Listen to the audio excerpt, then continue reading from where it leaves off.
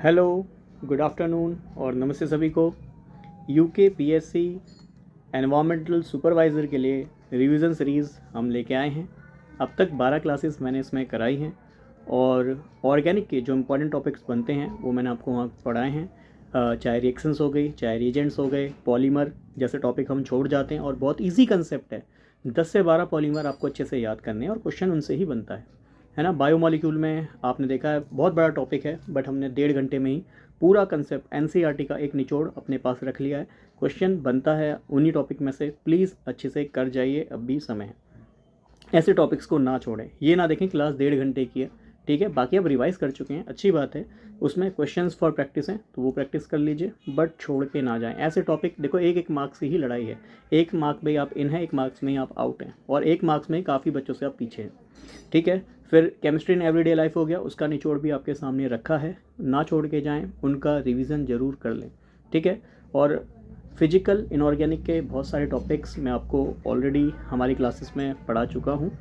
आपसे बस ये कहना चाहूँगा कि अब जो ये टॉपिक्स आ रहे हैं इनका बस एक बार रिवीजन कीजिए। अदरवाइज़ आपके पास समय है तो एक बार एनसीईआरटी को ज़रूर अच्छे से देख लें, ठीक है। चाहे फिजिक्स है, क्योंकि इसमें देखो सिलेबस थोड़ा मैं कहूँगा वास्ट है, क्योंकि केमिस्ट्री पढ़ना है, फिजिक्स पढ़ना है, मैथ पढ़ना है, फिर इसके अलावा जीएस का पोर्सन पढ़ना है। तो अगर आपकी फिजिक्स, केमिस्ट्री, मैथ या बायो की तैयारी अच्छे से हो गई है तो आप अपना समय अब जीएस को भी दीजिए, थोड़ा सा जीएस पे भी ध्यान दीजिए, क्योंकि आपने अपकमिंग एग्ज़ाम जैसे यूके पीएससी अब निरंतर एग्ज़ाम कराए जा रही है ना, एओ ईओ बहुत सारे एग्ज़ाम्स आपको दिख रहे हैं। तो उसके लिए जीएस का पोर्शन भी थोड़ा पढ़ना शुरू कीजिए, ठीक है, क्योंकि जीएस भी 25 मार्क्स यहाँ पे आपको देगा, तो थोड़ा सा उस पर फोकस कीजिएगा। चलिए तो शुरू करते हैं क्लास नंबर 13। क्वेश्चंस देखते हैं। इसमें जो क्वेश्चन है मैंने आपको बताया, फिजिकल और इनऑर्गेनिक के क्वेश्चंस अब बचे हुए दिन में हम ट्राई करते हैं। ऑलरेडी मैं इन पर टॉपिक्स पढ़ा चुका हूँ, आप प्लेलिस्ट में जाकर उनको देख भी सकते हैं, ठीक है। और कोई भी टॉपिक अगर आपको पूछना है, पढ़ना है, तो आप मुझे बता दीजिएगा। टेलीग्राम पे आप जुड़ जाइएगा, वहाँ पे आप या तो कमेंट में लिख दीजिएगा कि सर ये टॉपिक मुझे पढ़ना है, तो मैं उसका जो लिंक है, वीडियोस वगैरह ऑलरेडी यूट्यूब पे बहुत सारी अवेलेबल हैं, तो आप उसको वहाँ से पढ़ सकते हैं, ठीक है। तो कह रहा है energy of a photon associated with light of wavelength. अच्छा, ये वेव लाइट है, पहला ही क्वेश्चन मिसप्रिंट, कोई बात नहीं। ये वेव लाइट नहीं, वेव लेंथ है, तरंग दैर्घ्य। हिंदी माध्यम वाले बच्चे कंफ्यूज ना हो। आपसे ऊर्जा पूछ रहा है एक फोटोन की, जिसका तरंग दैर्घ्य that means wavelength 200 ohm, ohm resistance की यूनिट होती है, ये भी यहाँ पे मिसप्रिंट है, 200 नैनोमीटर होगा ये, ठीक है। अगर नहीं भी है 200 नैनोमीटर करके इसका आंसर निकालिए, अगर इसमें से ऑप्शन मैच करता है, ठीक है, अदरवाइज सही तरीके से निकालेंगे तो आपका आंसर आ ही जाएगा। कह रहा है एच जो प्लैंक स्थिरांक होता है, प्लैंक कांस्टेंट होता है, उसकी वैल्यू आपको गिवन है, और आप फॉर्मूला जानते हो, energy of the photon is given as E equal to h nu. एक क्वांटाइज्ड पार्टिकल की ऊर्जा है ना, कितनी होती है, इक्वल टू एच न्यू होती है। ये आपको मैं ऑलरेडी ये सारे कंसेप्ट, ये सारे क्वेश्चंस मैं आपको करा चुका हूँ। आप चाहे तो प्लेलिस्ट में जाकर उनको दोबारा से पढ़ सकते हैं, बट यहाँ पे हम जल्दी जल्दी क्विक रिवीजन इसका करेंगे। Energy equal to h nu होता है, यहाँ पे न्यू बराबर कितना होता है, सी बाय लेमडा। अब ये ई क्या है, ऊर्जा है, एच प्लैंक स्थिरांक जिसकी वैल्यू हमें गिवन भी है, न्यू फ्रीक्वेंसी है, आवृत्ति है, और फ्रीक्वेंसी कितना होता है, ये होता है स्पीड ऑफ लाइट पट्टे में वेवलेंथ, है ना, प्रकाश का वेग पट्टे में तरंग दैर्घ्य, ठीक। और हमें क्वेश्चन में वेवलेंथ भी गिवन है, एच भी गिवन है। मैं ये वाली वैल्यू बस यहाँ पुट कर देता हूँ, इक्वल टू कितना, एस सी बाय लेमडा। केवल इतना फॉर्मूला याद करना था, उस पर हमारा क्वेश्चन हो जाता, और ये PYQ है किसी एग्जाम का, ठीक है। तो ये है 6.6 इंटू कितना, 10 की पावर -34 यूनिट के साथ दिया हुआ है, joule into second. Speed of light हम सभी को पता होती है 3 इंटू 10 की पावर 8 मीटर पर सेकेंड, या फिर मैं कहूँ 3 लाख किलोमीटर प्रति सेकेंड। और वेवलेंथ यहाँ पे हमें गिवन है 200 नैनोमीटर, तो 200 नैनोमीटर होता है कितना, 10 की पावर -9 मीटर। हम सभी जानते हैं 1 नैनोमीटर 10 की पावर -9 मीटर होता है। अब यहाँ पे जूल है, हम सभी को पता है एनर्जी की यूनिट जूल होती है, देख लो मीटर से मीटर कट जाएगा, ये पर सेकंड है, ये सेकंड है, कट गया। एनर्जी की यूनिट क्या होती है, केवल जूल होती है। तो इसका आंसर आप सॉल्व करेंगे, मुझे बताएंगे। इस तरह के क्वेश्चन ऑलरेडी मैं करा चुका हूँ, तो इसीलिए आपसे बस आंसर्स मांग रहा हूँ, और आंसर आप जो है कमेंट में लिख सकते हैं। जिसका आंसर सही होगा मैं उसको एक प्यारा सा हार्ट दे भी दूंगा, ठीक। चलिए आगे अगला क्वेश्चन देखते हैं। The electronic configuration of platinum, ठीक है। तो ये इलेक्ट्रॉनिक कॉन्फ़िगरेशन है प्लेटिनम का, आपसे पूछ रहा है, तो बता दीजिए। तो यहाँ पे आप सभी को पता होगा इलेक्ट्रॉनिक कॉन्फ़िगरेशन मैंने पूरा पढ़ाया हुआ है, इलेक्ट्रॉनिक विन्यास निकालना हमें आना चाहिए, ठीक। हम सभी जानते हैं प्लेटिनम जो है ये हमारा डी ब्लॉक का एलिमेंट होता है, 5D सीरीज़ का यह एलिमेंट होता है, ठीक है। अब ध्यान रखना, जब 5D सीरीज़ में इलेक्ट्रॉन भर रहा होता है उससे पहले 4F में ऑलरेडी हम इलेक्ट्रॉन भर चुके होते हैं, और इसके लिए एक मैंने रूल भी पढ़ाया था, ज़रूर चेक कर लेना कि 5d से पहले 4f में इलेक्ट्रॉन भरा होना जरूरी होना चाहिए। इसके लिए हमने अबव रूल में एक रूल पढ़ा था n+l रूल, और हमने देखा था n+l की वैल्यू जिसके लिए मिनिमम होगी इलेक्ट्रॉन पहले उसमें ही भरा जाएगा। तो 4f और 5d में कंपेयर कर लेते हैं। 4f में n की वैल्यू 4 होती है, देखो ये पहली वाली वैल्यू n की वैल्यू होती है 4 है, और f के लिए हम जानते हैं l की वैल्यू 0 1 2 3, ये हमारा जो है सेकेंडरी क्वांटम नंबर या एजीमुथल क्वांटम नंबर होता है। 0 से s ऑर्बिटल को रिप्रेजेंट करेगा, 1 से ये p को, 2 से d को, 3 से f को यह रिप्रेजेंट करेगा। अब आपको क्या करना है, यहाँ पे l की वैल्यू बताओ, l की वैल्यू f के लिए कितनी है, तो l की वैल्यू f के लिए 3 है सर, 3 पुट कर देता हूँ, टोटल कितना आ गया 7 आ गया। अब जरा यहाँ पे देखिए ये n बराबर कितना है 5, और l की वैल्यू d के लिए कितनी होती है, l की वैल्यू d के लिए कितनी होती है 2 होती है, तो 5 और 2 कितना आ गया 7 आ गया। बहुत सरल सी बात है। अब क्वेश्चन ये आता है कि सर पहले 4f में इलेक्ट्रॉन भरा, देन 5d में भरा, हमने यही रूल देखना है कि n+l की वैल्यू जिसके लिए मिनिमम होगी इलेक्ट्रॉन पहले उसमें ही भरना है। बट सर इन दोनों के लिए तो n+l की वैल्यू 7 ही है। अब क्या, अब ये जब भी n+l की वैल्यू बराबर आ जाए, क्लैश हो जाए इनके बीच में, तो ध्यान रखना है जिसमें n की वैल्यू कम होगी पहले इलेक्ट्रॉन उसमें ही भरा जाएगा। इसीलिए ध्यान में रखना जब आप 5d में इलेक्ट्रॉन भर रहे हैं तो 4f में तो भरे होने चाहिए, और जब 5d में आ गए तो 4f में पहले 14 इलेक्ट्रॉन होने ही चाहिए। तो उसके अकॉर्डिंग ऑप्शन ए यहाँ मैं एलिमिनेट कर दूंगा। अब इसके बाद आपको पता होना चाहिए कि जो 5d सीरीज़ होती है उसके बाद उसके आगे आपको पता है कि इसका जो इलेक्ट्रॉनिक कॉन्फ़िगरेशन होता है कुछ ऐसा होता है। 4f इससे पहले जीनोन होता है, क्योंकि जीनोन का एटॉमिक नंबर 54 है, 54 इलेक्ट्रॉन यहाँ तक भर चुके होंगे। उसके बाद 54 और यहाँ 14 और इलेक्ट्रॉन भर दिए, 68 इलेक्ट्रॉन हो गए। 68 के बाद इसके बाद 5d में होते हैं 9 इलेक्ट्रॉन, कितना हो गया 67 इलेक्ट्रॉन हो गया, और बचा 6s में 1 इलेक्ट्रॉन होगा। तो आपको इनका इलेक्ट्रॉनिक कॉन्फ़िगरेशन अच्छे से पता होना चाहिए डी ब्लॉक का। ये सब मैं आपको ऑलरेडी पढ़ा चुका हूँ, बस यहाँ पे समझाने के लिए आपको बता रहा हूँ कि यहाँ पे अगर वैसे भी गिन लो, अगर लास्ट वाले को गिनोगे, लास्ट में 4f भी है 5d भी है, बट यहाँ 5s2 दे दिया, वैसे ही गलत हो गया है ना। इसके बाद यहाँ देखना लास्ट मैंने क्या बोला है 6s होना जरूरी है, जो कि इसमें 6s है ही नहीं, तो ये भी गलत हो गया। तो ऑप्शन क्या बचा, 3rd ही बचा। ये तो वैसे ही ईजी क्वेश्चन है, ठीक है। तो इस तरीके से हमें ध्यान में रखना है। इलेक्ट्रॉनिक कॉन्फ़िगरेशन ऑलरेडी मैं पढ़ा चुका हूँ, जिनको पढ़ना है जाके एटॉमिक स्ट्रक्चर वाली क्लास जरूर देखिएगा।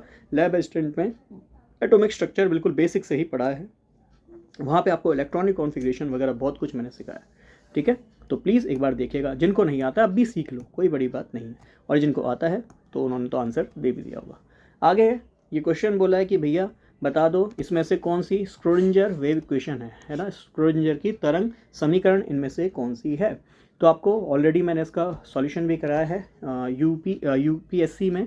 स्क्रोडिंजर वेव इक्वेशन को ड्राइव करने के लिए पूछा गया है, तो मैंने उसका डेरिवेशन भी आपको कराया हुआ है, वो भी आप देख सकते हैं।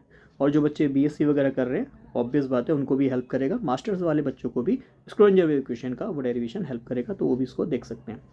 तो यहाँ पे अगर मैं बात करूँ श्रोडिंगर वेव इक्वेशन की, तो हम जानते हैं ये एक 3 डायमेंशनल इक्वेशन है, 3D वेव इक्वेशन है, ठीक है। इसमें 3D वेव इक्वेशन है, तो उसमें x, y, z तीनों एक्सिस होनी चाहिए, यहाँ भी है, ठीक है, यहाँ भी है, यहाँ भी है, यहाँ भी है, मतलब चारों में ही यहाँ पे हमारे पास x, y, z अवेलेबल है।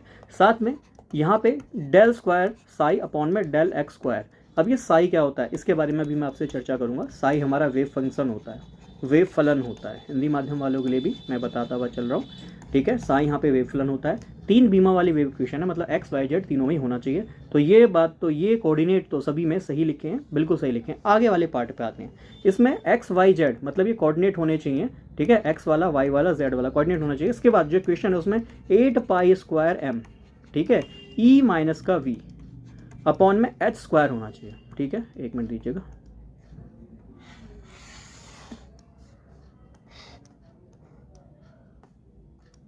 सेलेक्ट हो जाए भाई, चलो ठीक है। e माइनस का v साई होना चाहिए इक्वल टू 0 अपॉन में h स्क्वायर भी होना चाहिए, ठीक है। अब देख लो ये कहाँ दिख रहा है, 8π²m यहाँ दिख रहा है, नहीं दिख रहा, m नीचे आ गया, गलत है। 8π² पाई दे रखा है, गलत है। 8π²m e माइनस v, इसने u दिया है, कोई दिक्कत नहीं है, आप पोटेंशियल एनर्जी को vu दोनों से दिखा लो, और ये पोटेंशियल एनर्जी यहाँ पे डिफाइन करता है, ठीक है। तो 8π²m यहाँ भी है, यहाँ 8πm² है, गलत। तो यही चीज़ आपको ध्यान में रखना है, एक तो कोऑर्डिनेट ऐसे होने चाहिए, 3D इक्वेशन है इसलिए साई ऊपर होना चाहिए क्योंकि वेव फंक्शन है। और ध्यान रखना डेरिवेशन हम किसी ना किसी वेव फंक्शन का ही करते हैं, मैथमेटिक्स वाले बच्चे तो इस बात को समझ भी रहे होंगे। और साथ में जो है वो क्या होगा 8π² m(e−v/s²=0।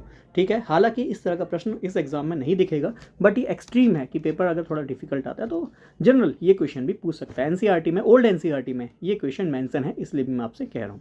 ठीक है, चलिए आगे क्वेश्चन पूछा है साई रिप्रेजेंट, साई किस चीज को रिप्रेजेंट करेगा। 1 मिनट देना भाई, ये तो आगे भाग रहा है। ओके, साई रिप्रेजेंट, ये जो साई है जिसको हम वेव फंक्शन कह रहे हैं, तरंग फलन कह रहे हैं, क्या होता है ये वेव फंक्शन, क्या होता है ये तरंग फलन। तो ये जो साई है ये बताता है कि किसी वेव का क्या एम्पलीट्यूड है। Sai defines the amplitude of the wave, क्या बताता है एम्पलीट्यूड। अब ये कैसे बताता है तो याद कीजिए, स्क्रोडिंगर वेव इक्वेशन मैंने बताया था, यदि आपके पास कोई क्लासिकल वेव है, मतलब बड़े लेवल की कोई वेव है, तो y बराबर a sin थीटा होता है। ये जो y है ये रिप्रेजेंट करता है इस y एक्सिस को ही, बट जब हम क्वांटम मैकेनिकली पढ़ते हैं, छोटे लेवल पे पढ़ते हैं, प्रमात्रा लेवल पे पढ़ते हैं, तो y को हम साई से रिप्रेजेंट करते हैं और ये साई बराबर a sin थीटा हो जाता है। ये भी मैंने आपको पढ़ाया था, इक्वेशन ही से हमने शुरू करी थी, साई बराबर a sin थीटा से। तो ध्यान में रखना, साइन का फंक्शन जैसे चलेगा वैसे ही साई की वैल्यू होगी, इसलिए जब साइन की वैल्यू थीटा बराबर 90 हो जाएगा तो आपको पता है ये साइन 90 हो जाएगा, और साइन 90 की वैल्यू 1 होती है, तो ये साई बराबर किसके आ जाएगा, साई बराबर a के आ जाएगा। और a क्या है हमारा, एम्पलीट्यूड ही तो है, a इज़ द एम्पलीट्यूड। और एम्पलीट्यूड क्या होता है, किसी भी तरंग की जो मैक्सिमम हाइट है या उसकी जो मिनिमम हाइट है, इसी को हम उसका एम्पलीट्यूड कहते हैं। ये इसका पॉजिटिव एम्पलीट्यूड हो गया और ये इसका नेगेटिव एम्पलीट्यूड हो गया। ठीक है, तो ये चीज़ें कुछ बेसिक बातें हैं, आपको ध्यान में रखनी है। तो साई किसको रिप्रेजेंट करता है, एम्पलीट्यूड को रिप्रेजेंट करता है। यहाँ पे एक चीज़ आप और ध्यान में रखिएगा, अगर आपसे पूछे कि साई स्क्वायर किसको रिप्रेजेंट करता है, मतलब कि साई का स्क्वायर कर दो, है ना, साई इंटू साई कर दो, ये किसको रिप्रेजेंट करता है, तो साई स्क्वायर रिप्रेजेंट करता है आपकी प्रोबेबिलिटी को, आई am sorry, it represents the probability. ये जो प्रायिकता है उसको रिप्रेजेंट करता है कि क्या प्रोबेबिलिटी होगी किसी इलेक्ट्रॉन की पाए जाने की। ठीक है, तो साई स्क्वायर रिप्रेजेंट करता है प्रोबेबिलिटी। ठीक है, इसी से हमारे प्रोबेबिलिटी डिस्ट्रीब्यूशन कर्व बनते हैं। खैर इतना डीप में हमारे एग्जाम में नहीं पूछेगा, जो मेन बात है वो मैं आपको पढ़ा चुका हूँ, बाकी एटॉमिक स्ट्रक्चर में मैं आपको बहुत सारी बातें बता चुका हूँ। अब इसके बाद आगे देखते हैं, quantum number for 12th electron in aluminium are. अच्छा, एल्यूमिनियम है, एल्यूमिनियम का एटॉमिक नंबर 13 होता है, कह रहा है उसके लिए क्वांटम संख्या क्या होगी। तो एल्यूमिनियम का इलेक्ट्रॉनिक विन्यास हमें आना चाहिए, इसका इलेक्ट्रॉनिक विन्यास बनेगा 1s2 2s2। जिनको नहीं आता है प्लीज़ देख लें, आप प्लेलिस्ट में जाके केमिकल बॉन्डिंग वाली सीरीज़, केमिकल बॉन्डिंग से तो पहले मैंने आपको एटॉमिक स्ट्रक्चर में ये सब पढ़ाया होगा, ठीक है, एक बार देख लीजिएगा, तो उसमें मैंने आपको ये पढ़ा है। बाकी अगर किसी को नहीं मिल रहा होगा मुझे बता दीजिएगा, कमेंट कर दीजिएगा, टेलीग्राम पे मैं आपको शेयर कर दूंगा वो वाली वीडियो। ठीक है, तो ये हो गया 1s2 2s2 2p6, क्योंकि हम जानते हैं इसका एटॉमिक नंबर 13 है, जितना एटॉमिक नंबर होता है उतने ही इलेक्ट्रॉन और उतने ही प्रोटॉन होते हैं। इसका एटॉमिक नंबर 13 है तो इस पर 13 ही इलेक्ट्रॉन और 13 ही प्रोटॉन होंगे, बहुत सरल सी बात है। ठीक है, अब पर इसने बोला 12वें इलेक्ट्रॉन के लिए निकालना है, 12th इलेक्ट्रॉन के लिए निकालना है, तो 10 ये भर गए और इसका जो 12वां इलेक्ट्रॉन है 3s2 हो जाएगा और 13वां इलेक्ट्रॉन 3p1 हो जाएगा। और हम जानते हैं एक चीज़ और, क्या कि सर जब हम इलेक्ट्रॉनिक विन्यास करते हैं, इलेक्ट्रॉनिक कॉन्फ़िगरेशन करते हैं, लास्ट इलेक्ट्रॉन जहाँ आता है, जिस सेल में आता है वो उसी ब्लॉक का एलिमेंट बन जाता है। तो लास्ट इलेक्ट्रॉन उसका 3p में आया, 3p में 1 इलेक्ट्रॉन, डैट मीन्स का लास्ट इलेक्ट्रॉन p में आया है तो ये p ब्लॉक का एलिमेंट होगा। तो ध्यान में रखना s ब्लॉक के एलिमेंट क्या होते हैं, अगर इलेक्ट्रॉन की फिलिंग करो, फिलिंग करने पे लास्ट इलेक्ट्रॉन जिस सेल में आएगा वो उसी ब्लॉक का एलिमेंट बन जाएगा। मान लो s में आ गया तो s ब्लॉक का हो जाएगा, p में आया p में, सेम d में और f में। इस तरीके से हमारे s p t f orbitals बांटे जाते हैं या आपके ब्लॉक्स बांटे जाते हैं। ठीक है, तो एल्युमिनियम p ब्लॉक का एलिमेंट है, p1 ब्लॉक का एलिमेंट है। ठीक है, तो इनका इलेक्ट्रॉनिक कॉन्फ़िगरेशन अगर लिखते हैं p ब्लॉक वालों को, p1 वाले को का, तो ns2 np1 ऐसे करके भी लिखते हैं, और ये जनरली हम कहानी जानते भी। ठीक, बट इसने पूछा 12वें इलेक्ट्रॉन के लिए। चलिए, तो भाई 13वां इलेक्ट्रॉन p में है, 12वां इलेक्ट्रॉन कहाँ होगा सर, 3s में होगा। हम जानते हैं ये s का ऑर्बिटल है, इसमें 2 इलेक्ट्रॉन होंगे, एक ये रहा एक ये रहा, इसके पास 2 इलेक्ट्रॉन है। अब इसने बोला 12वां इलेक्ट्रॉन, तो आपने 10 यहाँ तक भर दिए, 11वां इलेक्ट्रॉन सर ये भरा होगा, 12वां ये वाला। फिर से समझ लो जिनको बिल्कुल नहीं समझ में आ रहा, s में 2 इलेक्ट्रॉन है भर दिए, इस s में भी 2 हैं, इस p में 6 हैं भर दिए, अगले वाले 3s में 2 इलेक्ट्रॉन है भर दिए, ये 11वां होगा क्योंकि 10 यहाँ तक हो गए, गिन लो, 2 2 4 और 6 10 और 11वां इलेक्ट्रॉन। और जब 12वां इलेक्ट्रॉन भर रहे हो तो देख रहे हो उसकी स्पिन अपोजिट है। ठीक है, उसकी स्पिन कैसी है, अपोजिट है, स्पिन कितनी है, -12। ये बात आपको समझ में आनी चाहिए, आपको ऑलरेडी पढ़ाया हुआ है एटॉमिक स्ट्रक्चर में। जो बच्चे शुरू से बिल्कुल जुड़े हुए हैं उनको ये सारी बातें ऑलरेडी समझ में आ रही होंगी, बहुत ही उनको आसान लग रहा होगा। स्पिन ऊपर की तरफ प्लस ऑफ, नीचे की तरफ माइनस ऑफ। यदि आप रिवीजन कर रहे हैं तो भी आपको ये चीज़ें समझ में आ रही होंगी। ठीक है, तो स्पिन है माइनस ऑफ, तो माइनस ऑफ वाला ऑप्शन आना चाहिए, प्लस वाला हटा देता हूँ पहले, तो ऑप्शन एलिमिनेट करना भी आना चाहिए। देखो मैं भी कह रहा हूँ, इस बात को ध्यान में रखिएगा। बेशक आपको क्वेश्चंस में आंसर आपको तुरंत मिल जाए, बट प्लीज़ एक बार क्रॉस चेक जरूर कर लेना, क्रॉस वेरीफाई जरूर कर लेना।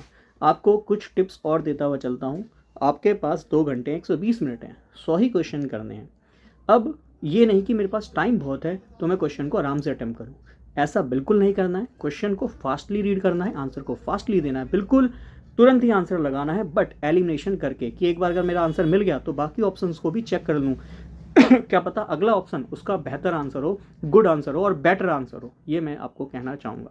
प्लीज़ ऑप्शन को पहले ही ए ऑप्शन को देखकर कि मेरे को आंसर मिल गया टिक कर दिया, ऐसा ना करें। एलिमिनेट कर लें, बाकी ऑप्शंस को भी हटा के देख लें, क्या पता उससे अच्छा आंसर अगले वाला हो, है ना, मोस्ट अप्रोप्रिएट आंसर हो। तो ये चीज़ को जरूर करें। दूसरा, ये नहीं कि मेरे पास 120 मिनट है मैं 100 क्वेश्चन को 120 मिनट में आराम से करूँगा, नहीं, थोड़ा स्पीड में ही करना। क्वेश्चन पेपर को 2 से 3 बार जरूर रीड करना है। फर्स्ट टाइम में, जैसे फर्स्ट अटैम्प्ट आपने लिया, फर्स्ट टाइम में मान लो आपने 50 सही क्वेश्चन कर लिए, ठीक है, और कुछ क्वेश्चन ऐसे हैं जिसका आंसर डगमगाया हुआ है, उस पर गोला कर लेना कि हाँ मैं अगले राउंड में आऊँगा तो उसको करूँगा। ठीक है, फिर क्योंकि देखो मैं आपसे यही कह रहा हूँ कि अगर फर्स्ट राउंड में अगर मान लो आपके 60 या 70 क्वेश्चन बिल्कुल ठीक हो जाते हैं तो मान लो आप सेफ हो गए। अब तुक्के बहुत कम मारने, अगले राउंड में जो आपको लगता है कि हाँ मैंने पढ़ा है, हो सकता है, मतलब ऑप्शन एलिमिनेट करने के बाद 2 ही ऑप्शन बच गए, है ना। इसके बारे में भी डीप में चर्चा करूँगा एग्जाम से एक दिन पहले, बट हाँ समझते हुए चलिए कि पेपर किस तरीके से करना होता है। ठीक है, अगर आपको लगता है 2 ऑप्शन हैं, एक सही हो सकता है, तो अपनी प्रोबेबिलिटी ऑफ तुक्का पे जरूर जाइएगा। मेरा तो गलत ही होता है, अगर 2 भी मेरे क्वेश्चन ऑप्शन एलिमिनेट मैं कर देता हूँ, 2 बच जाते हैं, अगर मेरे को 2 में से एक सेलेक्ट करना होता है तो मेरा गलत हो जाता है, तो मैं तो नहीं करता प्रोबेबिलिटी वाला सीन। बट आपको लगता है कि आपकी 60 क्वेश्चन बन रहे हैं और आपकी प्रोबेबिलिटी अच्छी है क्वेश्चन सही होने की, और आपने कहीं ये पढ़ा हुआ है, बहुत अच्छे से पढ़ा हुआ और यही आंसर हो सकता है, ठीक है ना, तो उसको कर लीजिएगा। 70 तक या 80 तक अपने नेट क्वेश्चन करेक्ट करने की कोशिश कीजिएगा, तुक्का नहीं, मैं भी कह रहा हूँ, नेट करेक्ट क्वेश्चन होने चाहिए। 70 to 80 जब मानिए आप कंपटीशन में सेफ हैं। बाकी देखो एग्जाम पे डिपेंड करता है, अगर हार्ड आएगा तो भी प्लीज़ अननेसेसरी तुक्का नहीं मारिएगा। अगर हार्ड है ना, वो सभी के लिए हार्ड है, ठीक है, लगता है इजी पेपर है तो हाँ सेफ के लिए 70-80 तक नेट करेक्ट करने की कोशिश कीजिए। हार्ड है तो अगर 60 पे भी जा रहे हैं सेफ मान के चलिए, उसके बाद वही क्वेश्चन चूज़ करना जो आपको लगेगा हाँ भाई ये मेरे लिए बेस्ट है। ठीक है, तो मैं आपको भी कह रहा हूँ क्वेश्चन को स्पीडली लेके चलना है, धीरे धीरे नहीं करना है कि 120 मिनट में 100 क्वेश्चन आराम से करूँगा, नहीं, क्वेश्चन पेपर को 2 से 3 बार रीड जरूर करना है। 100 क्वेश्चन को कम से कम, मतलब 300 क्वेश्चन हो गए, वो 3 बार पढ़ना है कम से कम, इतना काम तो करना है। ठीक है, तो इसलिए करना है क्योंकि कई बार होता है हम धीरे चल रहे होते हैं और फिर एंड में टाइम नहीं बचता, बहुत दिक्कतें होती हैं। तो एग्ज़ाम टाइम मैनेजमेंट अपना बढ़िया रखना है। चलिए अब इसमें देखो एल्युमिनियम है तो मैंने ये काट दिया प्लस हाफ प्लस हाफ, अब बचे माइनस हाफ वाले 2। माइनस हाफ में इसका देखो एन थर्ड सेल है तो एन की वैल्यू 3 है, ऑप्शन नंबर 1 में भी है 3 में भी है। ठीक है, आगे देखते हैं। अगला जो इलेक्ट्रॉन है वो 12वां इलेक्ट्रॉन 3s में है। एस के लिए एल की वैल्यू कितनी होती है अभी बताया, एल की वैल्यू 0 1 2 3 4 ऐसे करके होती है। 0 एस के लिए होती है, 1 के लिए पी, हालांकि एस के लिए चाहिए तो एस के लिए एल की वैल्यू 0 होती है, तो एल की वैल्यू 0 होनी चाहिए। स्पिन मैंने बता ही दिया माइनस हाफ होगी, तो देखो एल की वैल्यू 0 इसमें है क्या, नहीं, एल की वैल्यू 1 है, तो ये तो ऑप्शन ऐसे ही एलिमिनेट हो गया, तो ये तीनों ऑप्शन एलिमिनेट हो गए। कौन सा आंसर बचा, 1। तो एलिमिनेशन मेथड जरूर लगाइए, आपको 100% आंसर तक पहुंचने में हेल्प करता है। बाकी एम एल की वैल्यू 0 होती है, आप जानते हैं एम एल जो होता है ये एल पे डिपेंड करता है, प्लस एल से लेकर माइनस एल होता है, और जब आपका एल ही 0 है तो एम एल की वैल्यू भी कितनी हो जाएगी, 0। तो वही आपसे कह रहा है, और क्वेश्चन नंबर जो आंसर नंबर 1 है वो इसका सही आंसर होगा। ठीक है, तो इस तरह के क्वेश्चन बहुत ईजी है, बस थोड़ा सा इसको डाइवर्स करके पूछ लिया। आगे देखो, the de Broglie wavelength associated with electron in the first orbit. अच्छा, फर्स्ट बॉर ऑर्बिट में डी ब्रॉगली वेवलेंथ क्या होगी ये आपसे पूछ रहा है। देखो क्वेश्चन है बहुत सरल, बस थोड़ा सा कॉम्प्लिकेटेड करके पूछ दिया है। अच्छा क्वेश्चन है, प्रीवियस ईयर का क्वेश्चन है, और हालांकि यूकेपीएससी का नहीं है, डिफरेंट ये उसमें पूछा गया है, साइंस से रिलेटेड कोई एग्जाम था। ठीक है, क्योंकि मेरे पास एक 2-3 बुक्स पढ़ी हैं तो उसमें से रैंडम मैंने क्वेश्चन ही उठाए हुए हैं सारे। ठीक, और जो अच्छे लगे, मतलब इंपॉर्टेंट, जो इस एग्जाम में पूछे जा सकते हैं, तो वो मैं आपको यहाँ पे करा रहा हूँ। तो डी ब्रॉगली वेवलेंथ है, तो डी ब्रॉगली वेवलेंथ लैम्डा होता है, और आप जानते हैं ये होता है h/p और p आपका मोमेंटम है, संवेग है, जो कि m इंटू वी होता है, मास इंटू वेलोसिटी, जो द्रव्यमान है गुणा में उसका वेग होता है। ठीक है, ये आपने ऑलरेडी डी ब्रॉगली वेवलेंथ में पढ़ा है। अब इस क्वेश्चन में मुझे h तो पता है, बट अच्छा इलेक्ट्रॉन है तो मास भी पता है, बट हमें इस वक्त क्या नहीं पता, वेलोसिटी, क्योंकि मैं वेवलेंथ निकालनी है तो h पता है, m पता है, v नहीं पता। तो v निकालना है। v कैसे निकालेंगे, तो याद कीजिए वेलोसिटी निकालना मैंने आपको पढ़ाया था। ये जो वेलोसिटी होती है ये होती है 2.18 इंटू 10⁶, ठीक है, इंटू z अपॉन में n और मीटर पर सेकेंड। याद कीजिए ये सब मैंने आपको ऑलरेडी पढ़ाया हुआ है। एक मिनट दीजिएगा भाई, इसको उठा के ऊपर करना पड़ेगा। ठीक है, तो मीटर पर सेकंड ये वेलोसिटी होती है। अब बोल रहा है हाइड्रोजन एटम के लिए निकालना है, मतलब फर्स्ट बोर ऑर्बिट। तो ऑब्वियस बात है, बोर ने हाइड्रोजन एटम के लिए बात करी और फर्स्ट के लिए निकालना मतलब n बराबर 1 के लिए निकालना है। और हाइड्रोजन के लिए जेड की वैल्यू कितनी होती है, 1। जेड होता क्या है, एटॉमिक नंबर होता है, परमाणु संख्या होती है, जो कि हाइड्रोजन के लिए 1 होती है। तो वेलोसिटी कितनी आ जाएगी, 2.18 इंटू 10⁶ मीटर पर सेकेंड आ जाएगी। वैल्यू n की वैल्यू 1 रखिए, क्योंकि फर्स्ट में बोल रहा है तो n बराबर 1। और ऑब्वियस बात है हाइड्रोजन एटम की ही बात कर रहा है, जब कुछ ना दिया हो तो समझ जाना बोर हाइड्रोजन एटम की ही बात कर रहा है। तो हाइड्रोजन एटम के लिए जेड की वैल्यू 1 होती है। बाकी यहाँ हीलियम लिखा है तो जेड की वैल्यू 2 लिखना, क्योंकि हीलियम का एटॉमिक नंबर परमाणु संख्या 2 होती है, ये चीज़ ध्यान में रखना। ठीक, तो बाकी h की वैल्यू रखो 6.6 इंटू कितना 10⁻⁻⁴ जूल इंटू सेकेंड, अभी थोड़ी देर पहले ही देखी थी वैल्यू। और मास ऑफ इलेक्ट्रॉन लगभग 9.1 इंटू कितना 10⁻⁻31 किलोग्राम। और इसके अलावा क्या बचा, वेलोसिटी जो हमने निकाल ली 2.18 इंटू 10⁻⁶ मीटर पर सेकेंड। ठीक है, अब यहाँ पे एक चीज़ ध्यान में रखना, ऑलरेडी मैंने पढ़ाया हुआ है, 1 जूल बराबर कितना होता है, ये होता है न्यूटन मीटर स्क्वायर पर सेकंड स्क्वायर। याद कीजिए ये सब मैंने आपको बताया था। कैसे बताया था, वर्क बराबर होता है फोर्स इंटू डिस्प्लेसमेंट, ये सब चीज़ें मैंने आपको बताई थी। वर्क है जूल, जूल बराबर होता है न्यूटन इंटू में कितना, मीटर। ठीक है, अच्छा ये न्यूटन मीटर का नहीं, किलोग्राम मीटर पर सेकंड स्क्वायर होगा, किलोग्राम मीटर स्क्वायर पर सेकंड स्क्वायर। हाँ अब ये ठीक है। ठीक है, और न्यूटन याद कीजिए, फोर्स जो होता है ये कितना होता है, फोर्स होता है मास इंटू एक्सेलरेशन, और मास कितना होता है आपका kg, और ये कितना होता है मीटर पर सेकंड स्क्वायर। 1 मीटर ये रहा, 1 मीटर और आ जाएगा, किलोग्राम मीटर पर सेकंड स्क्वायर हो जाएगा। तो वही आपने लिखना है। तो 1 जूल की ये वैल्यू बस यहाँ पुट कर देना, उसको सॉल्व कर लेना। ठीक है, सॉल्व करके आंसर आप उसका मुझे कमेंट करेंगे सभी।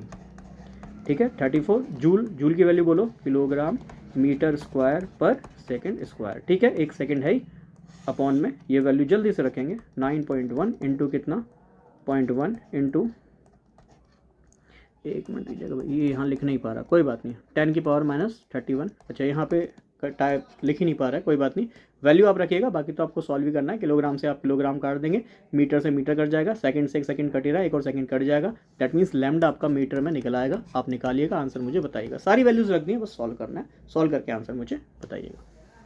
आगे देखते हैं, चल जा भाई, क्या हो गया, हाँ जी। तो which one of the following statements regarding radial probability distribution curve is false.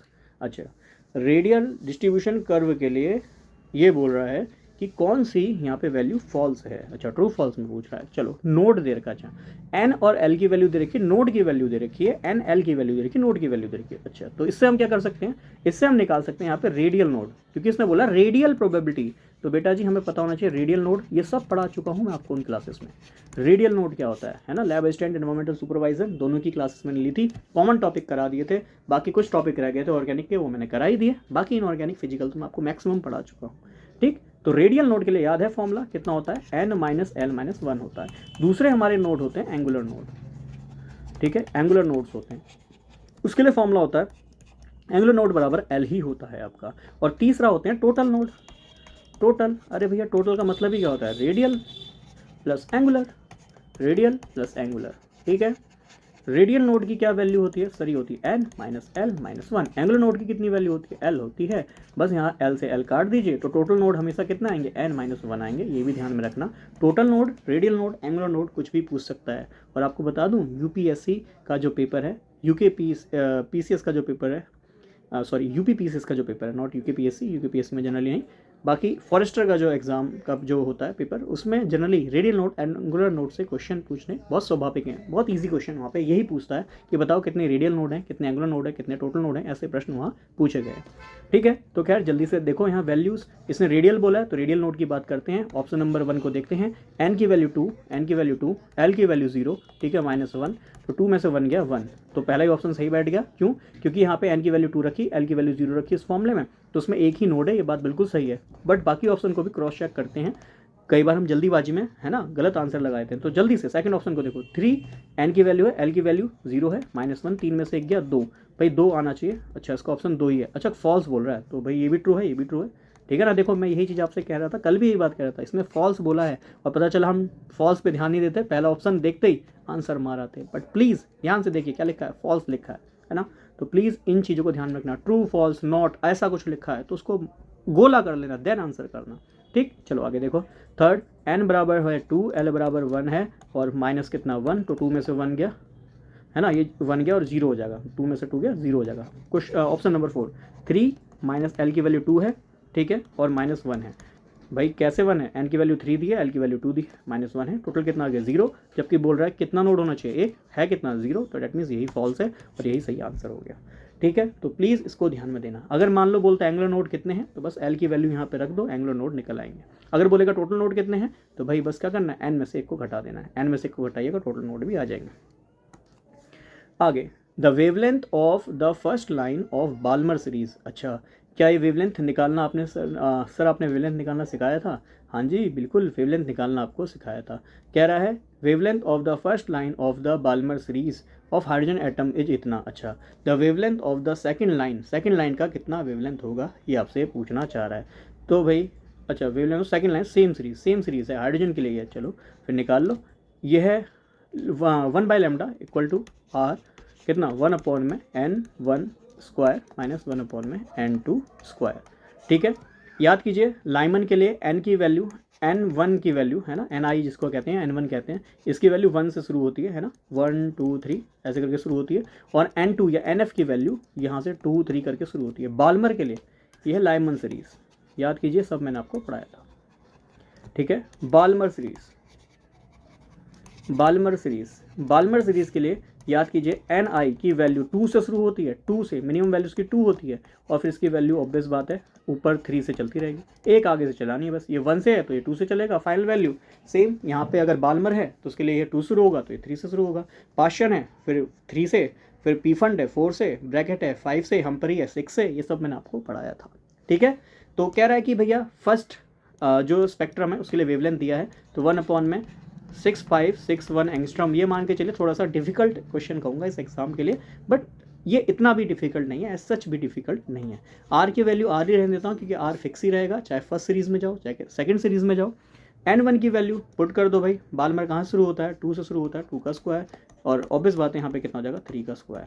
ठीक है, ये होगी इसकी फर्स्ट लाइन। सेकंड लाइन के लिए कह रहा है क्या वेवलेंथ होगी, है ना, क्या वेवलेंथ होगी, क्वेश्चन मार्क लगा दिया। सेकंड लाइन के लिए, सेकंड लाइन का मतलब है कि ये तो 2 ही रहेगा, और ये कहाँ से आएगा, 4 से आएगा। ठीक है, जरा समझना, हमने पढ़ा था ये हमारे एनर्जी ग्राफ्स होते हैं, है ना, जहाँ पे ये n बराबर 1 है, n बराबर 2 है, n बराबर 3 है, n बराबर 4 है।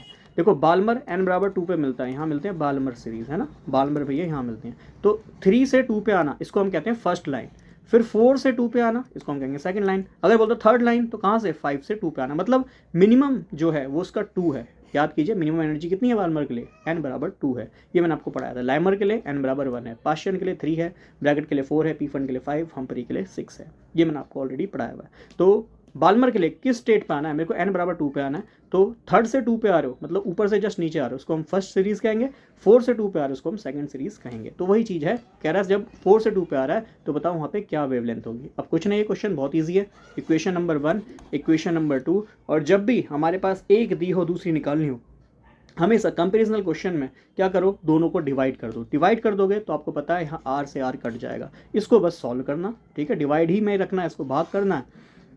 ठीक है, भाग करने के बाद आर से आर कट जाएगा, ये वेवलेंथ ऊपर चला जाएगा और ये वेवलेंथ नीचे रहेगा, क्रॉस मल्टीप्लाई कर लेना, सॉल्व कर लेना, आंसर आपका निकल आएगा। ठीक है, और जो भी आंसर आएगा प्लीज़ मुझे कमेंट में बताइएगा। ठीक है, आंसर इन द कमेंट। थोड़ा सा हार्ड क्वेश्चन कहूँगा इस एग्जाम के पॉइंट ऑफ व्यू से, बट भैया किसने पेपर्स बनाया है कुछ नहीं कह सकते, है ना। तो हर तरह का क्वेश्चन हमें देखना है, बाकी बहुत सारे क्वेश्चंस मैंने आपको ऑलरेडी कराए हुए हैं। चलो, विच of the following electronic configuration is not possible, इनमें से कौन सा इलेक्ट्रॉनिक विन्यास पॉसिबल नहीं है। ये भी बहुत सरलतम क्वेश्चन है, इस तरह के क्वेश्चंस बनते हैं हमारे एग्जाम में। एक क्वेश्चन ऐसा देखने को मिल सकता है, इलेक्ट्रॉनिक कॉन्फ़िगरेशन पे क्वेश्चन आ सकता है। तो यहाँ पे कह रहा है कौन सा इलेक्ट्रॉनिक कॉन्फ़िगरेशन इसमें से पॉसिबल है। तो भैया पहला तो 1s2 2s2 ऐसा हमने देखा है भाई, किसका होता है, बेरिलियम का होता है। 1s2 2s1 किसका होता है सर, ये लिथियम का होता है। आगे देखना 1s2 2s2 2px, इसमें 1 इलेक्ट्रॉन, ये 1 1 इलेक्ट्रॉन है ना। 2py में भी 1 इलेक्ट्रॉन, 2pz में भी 1 इलेक्ट्रॉन, बिल्कुल सही है। ये नाइट्रोजन का होता है। ये है 1s2 2s2 2px में 2, यही बस आपको यहाँ पे दिक्कत वाली बात कर दी। चौथा ऑप्शन इसका पॉसिबल नहीं होगा। क्यों नहीं होगा जरा समझना। p में 3 ऑर्बिटल हैं, हम भी बनाए थे, कौन सी बड़ी बात है, px py pz। हम देखते हैं जब भी इलेक्ट्रॉन की फिलिंग करी जाती है, इलेक्ट्रॉन पहले हम सिंगल सिंगल फिल करते हैं। कौन सा नियम सर, हुंड्स का नियम। हुंड्स भैया कहते हैं क्योंकि इन ऑर्बिटल्स में है डीजेनरेसी। डीजेनरेसी का मतलब इन सभी की ऊर्जा सेम है, इन सभी की एनर्जी सेम है ना, बट इनकी स्टेट डिफरेंट है। मतलब एक पी एक्स स्टेट में है, एक पी वाई स्टेट में, एक पी जेड स्टेट में, बट हैं तो सभी सेकंड सेल के, सेकंड एनर्जी लेवल के, एनर्जी सेम है सबकी। ये 2px है, 2py है, 2pz है, बट इनकी स्टेट अलग अलग है, एक एक्स स्टेट में, एक वाई स्टेट में, एक जेड स्टेट में।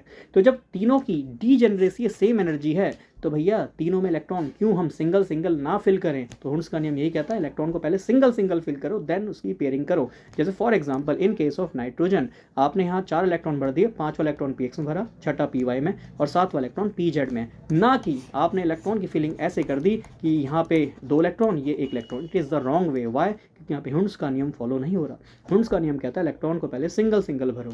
और देखो यहाँ पे कितने इलेक्ट्रॉन है, यहाँ पे 6 इलेक्ट्रॉन है। 6 इलेक्ट्रॉन का मतलब ये कार्बन होगा। कार्बन का electronic configuration 1s2 2s2 2p2 होता है, बट दोनों ही इलेक्ट्रॉन p में नहीं भर सकते। क्यों नहीं भर सकते, अभी तो पढ़ा हुंड्स का नियम कि भैया p में ही दोनों इलेक्ट्रॉन भर दिए, बात हो गई गलत। क्यों, क्योंकि यहाँ पे है डीजेनरेसी, तो एक इलेक्ट्रॉन px में आएगा, दूसरा py में आएगा, ठीक है ना। तो यहाँ पे आपने जो लिख दिया ना 2px, ये 2px ना होके अगर सही होता तो 2px और 2py में एक एक इलेक्ट्रॉन होता, इसलिए ये गलत है। इसलिए इसने बोला कौन, नॉट पॉसिबल। ये चीज़ प्लीज़ अंडरलाइन कर लेना, अपने एग्जाम्स में भी नॉट बोला है, ठीक है। तो नॉट कौन सा है भैया, चौथा नॉट पॉसिबल है। क्लियर, आगे बढ़ते हैं। एफ सेल हैज मैक्सिमम, अरे भैया तो बहुत ही सिंपल है, आप सभी को पता है। एस का केवल एक ऑर्बिटल होता है, एक ऑर्बिटल मैक्सिमम 2 ही इलेक्ट्रॉन भर पाते हैं, इसलिए एस में 2 ही इलेक्ट्रॉन भरते हैं। पी में 3 ऑर्बिटल होते हैं, 3 ऑर्बिटल अभी पढ़ा ना। 3 ऑर्बिटल कौन कौन से सर, px होता है, py होता है, pz होता है। p के 3 ऑर्बिटल होते हैं, एक ऑर्बिटल में अभी बताया 2 इलेक्ट्रॉन, तो 3 में 6 इलेक्ट्रॉन आएंगे, इसलिए p में मैक्सिमम 6 इलेक्ट्रॉन भरते हैं। डी के सर 5 ऑर्बिटल होते हैं, 5 ऑर्बिटल होते हैं। कौन कौन से होते हैं, याद कीजिए, dx² - y² है ना, dz², ये होते हैं sir on the axis, on the axis ऐसे ही पढ़ाया था। और जो बच गए dxy, dyz, dzx, ये होते हैं सर सभी बिटवीन द एक्सिस। टोटल 5 हैं, 2 on the axis, 3 between the axis, total 5 orbital हैं। एक ऑर्बिटल में 2 इलेक्ट्रॉन, तो 5 ऑर्बिटल में सर यहाँ पे 10 इलेक्ट्रॉन्स होते हैं। क्लियर। एफ के हैं 7 ऑर्बिटल्स, एक ऑर्बिटल में 2 हैं, तो सर 7 ऑर्बिटल में 14 इलेक्ट्रॉन होंगे। बट हमसे क्वेश्चन ये बोला है कि कितने सबसेल होते हैं, तो 7 ऑर्बिटल या फिर 7 उसके सबसेल होते हैं। क्लियर, बहुत सिंपल है। इलेक्ट्रॉन पूछा होता वो भी हम बता देते हैं। आगे, the orbital L = 2 can accommodate, कह रहा है अगर किसी ऑर्बिटल के लिए L की वैल्यू 2 है तो वो कितने इलेक्ट्रॉन रखेगा। तो देखो L की वैल्यू 0 1 2 3 4 5 चलती रहती है। 0 है तो S ऑर्बिटल में कितने इलेक्ट्रॉन आ सकते हैं सर, मैक्सिमम 2। 1 के लिए P में मैक्सिमम कितने इलेक्ट्रॉन आएंगे, D है ना, D में मैक्सिमम कितने इलेक्ट्रॉन आएंगे सर, 10। तो ये बोल रहा है कितने इलेक्ट्रॉन आएंगे भैया, 10 इलेक्ट्रॉन आएंगे। अगर मान लो 3 होता, 3 में F के लिए कितने इलेक्ट्रॉन आएंगे सर, 14। आगे कौन आएगा, G आएगा, आगे कौन आएगा, H आएगा, है ना, ये भी मैंने आपको ऑलरेडी पढ़ाया हुआ है, ठीक। तो G में कितने इलेक्ट्रॉन आ जाएंगे, 18 इलेक्ट्रॉन आ जाएंगे। मतलब अगर आपसे पूछे कि किसी के कितने ऑर्बिटल हैं, तो उसके लिए फॉर्मूला बस ये लगा देना, 2l+1, ये फॉर्मूला है ऑर्बिटल के लिए। और हम सभी जानते हैं ऑर्बिटल में कितने इलेक्ट्रॉन आएंगे, अगर ये पूछे तो बस इस 2l+1 में क्या कर देना, 2 से मल्टीप्लाई कर देना, क्योंकि एक ऑर्बिटल में 2 इलेक्ट्रॉन आते हैं, इसलिए 2 से मल्टीप्लाई कर दिया। अब इसने बोला L की वैल्यू 2 होगी तो कितने इलेक्ट्रॉन आएंगे, तो बस L की वैल्यू इस फॉर्मूले में 2 पुट करके आंसर आप निकाल सकते हो। तो निकाल लो, 2 इंटू कितना, 2 इंटू 2 + 1, तो कितना आ गया, 5 इंटू 2 10 इलेक्ट्रॉन आ गया। ठीक है, जैसे मन करे वैसे निकाल लो, जिस तरीके से पढ़ना वैसे पढ़ लो, ठीक है। बाकी रिवीजन है, अदरवाइज मैंने ये पढ़ाया हुआ है, वहाँ भी थोड़ा वही है, स्पीड में पढ़ा है। और डीप में जाना है तो 11th-12th से पढ़ सकते हो, और डीप में जाना है तो मुझे कमेंट कर देना, और डीप में पढ़ लेंगे, ठीक है। बट फिलहाल अभी तो एग्ज़ाम को अच्छे से तैयार करो। आगे है द रिलेशन। ये तो रिलेशन न जाने कितनी बार आपने देखा होगा। कह रहा है कि the change in position into में चेंज इन मोमेंटम, इसकी वैल्यू या तो बराबर हो जाए या बड़ी हो जाए h ओवर में 4 पाई से। बताओ ये कौन सी इक्वेशन होती है। ये भैया हमारा हाइजेनबर्ग का अनिश्चितता का सिद्धांत होता है। ये तो देखते ही काफ़ी बच्चों को समझ में भी आ गया होगा। क्या कहता है कि भैया किसी भी इलेक्ट्रॉन या छोटे पार्टिकल के लिए उसकी स्थिति और उसका संवेग एक साथ डिटरमाइन नहीं कर सकते हैं, एक साथ हम नहीं निकाल सकते हैं, ठीक है। तो it is impossible to determine simultaneously both the position and momentum of a small moving particle. या फिर ऐसे भी इक्वेशन आ सकती है, क्यों? क्योंकि हम जानते हैं जो मोमेंटम होता है, संवेग होता है, वो होता है मास इनटू वेलोसिटी, ठीक है। बस ये वैल्यू यहाँ पे पुट करके ऐसे भी पूछ सकता है कि डेल एक्स इंटू में कितना, del v is greater than या फिर इक्वल टू एच ओवर में ये जो एम है इसको बस डिवाइड में भेज दो। ऐसे करके भी पूछ सकता है, तो प्लीज़ इसको ध्यान में रखिएगा, ये मैंने आपको ऑलरेडी पढ़ाया हुआ भी है, ठीक है। चलिए आगे बढ़ते हैं। अच्छा, मैं आपको बता रहा हूँ कि इसी एग्ज़ाम तक ना जुड़ें, आगे भी जुड़े रहें, आपको बहुत हेल्प मिलेगी। जैसे आर का एग्ज़ाम नेक्स्ट ही मंथ है, तो उसमें मैथमेटिक्स रीजनिंग 50 मार्क्स का है, तो आपको मैथमेटिक्स रीजनिंग यहाँ भी पढ़ा रहा हूँ, इसमें तो हेल्प करेगा ही, उसके लिए भी तैयार कीजिए। और साथ में वो आपको आगे अपकमिंग एग्जाम में भी हेल्प करेगा, चाहे वो आपका AOEO है ना। AOEO में भी जनरल साइंस आ रहा है, GS आ रहा है। GS में मैंने आपको पॉलिटी पढ़ाया हुआ है, ठीक है। बट मैं आपको भी कहूँगा RO थोड़ा सा डिफरेंट लेवल का एग्जाम, लेवल 8 का वो पद है, तो वहाँ पे GS केवल ऐसे ही नहीं पढ़ना कि किसी का जाके वीडियो देख लिया, मेरा ही वीडियो देख लिया। ये इन एग्जामों के लिए ठीक है, उस एग्जाम के लिए रिवीजन कर रहे हो तो ठीक, अदरवाइज उसके लिए आपको प्रॉपर NCERT पहले पढ़नी है, अच्छे से NCERT पढ़नी है। NCERT जिसने पढ़ी होगी ना उसी का वहाँ बल्ले बल्ले होगा, अदरवाइज तुक्के बेस में तो यही है, कम पढ़ के जाओगे, आ गया ठीक, नहीं आया तो कोई बात नहीं, बट हाँ हेल्प करेगा रिवीजन में। NCERT कर लिया, उसके अलावा आपका मन है अब NCERT पढ़ के बोर हो गया, चलो क्वेश्चंस करते हैं, तो आपका मोस्ट वेलकम है, आइए उन सीरीज़ को भी जरूर देखें। बाकी जनरल साइंस ये आपको हेल्प करेगा, मैथमेटिक्स रीजनिंग ये तो चल ही रहा है, इसमें भी हेल्प करेगा। और ARO 50 मार्क्स का है, ध्यान में रखिएगा, मैथ और रीजनिंग तो वहाँ हेल्प करेगा। इसके अलावा AOEO बता ही दिया, वहाँ भी आपको ये टॉपिक हेल्प करेंगे, प्लेलिस्ट बनी हुई है, आप ज़रूर देखिएगा। GS का पोर्सन अलग है, मैथमेटिक्स का अलग है, रीजनिंग का अलग है, सब आपको पढ़ाया गया। PGT TGT एग्ज़ाम आपने देखा है, अभी UP टेट का एग्ज़ाम हुआ है ना, UK TET, I am sorry. और UK टेट में जो PGT TGTs जैसे ये रिज़ल्ट आएगा, PGT TGTs के जो आपके एग्ज़ाम्स हैं, वैकेंसीज़ हैं, ये भी आपको वहाँ पे वैकेंसीज़ दिख जाएंगे और इनके एग्ज़ाम्स भी होंगे। तो PGT केमिस्ट्री तैयारी करना चाहते हैं, जुड़े रहिए, ठीक है। बाकी TGT के लिए साइंस वगैरह, मैथमेटिक्स वगैरह वो सब आपको वहाँ पे तैयार कराया जाएगा। और ये mathematics reasoning GS general science ये आपको उन एग्ज़ाम में भी हेल्प करेगा। तो मैं आपसे अब भी कहूँगा, अगर आप बिल्कुल मान के चलिए गवर्नमेंट जॉब के लिए भी तैयारी कर रहे हैं, बाकी जो काफ़ी टाइम से कर रहे हैं तो भैया वो तो करते रहिए, वो जानते भी कैसे तैयारी करनी है। बट जो हमारे नए बच्चे हैं वो ध्यान में रखिएगा, कुछ टॉपिक तो अपने मजबूत कर लीजिए, चाहे मैथमेटिक्स हो गया, रीजनिंग हो गया, ये अपना मजबूत करके रखें। जनरल साइंस जैसे टॉपिक को मजबूत करिए, हर एग्ज़ाम में टॉपिक मिलते हैं, ठीक है। ये नहीं कि हर बार नए एग्जाम की तैयारी कर रहा हूँ तो मैथ फिर जीरो से पढ़ रहा हूँ, फिर जीरो से पढ़ रहा हूँ, रीजनिंग जीरो से पढ़ रहा हूँ, ऐसा नहीं करना होता। किसी भी एग्जाम के लिए एक बराबर अपना बेस बना के रखो। मैथमेटिक्स एक बार पढ़ लिया, अगर किसी एग्जाम में पूछा जा रहा है तो बस उसके लिए एक बार पढ़ना वहीं से शुरू कर दो, ठीक है। ये नहीं कि फिर मैं किसी नई टीचर की वीडियो देख रहा हूँ, फिर किसी की देख रहा हूँ, तो वो सब टाइम वेस्ट ही होता है और आप देखोगे ऐसे ऐसे बहुत टाइम आपका जो है गुजर जाएगा। तो ऐसा नहीं करना है, एक बार अपना बेस तैयार करना है, बस जिस भी एग्जाम में पूछा जा रहा है उसके क्वेश्चंस प्रैक्टिस कीजिए, ठीक है।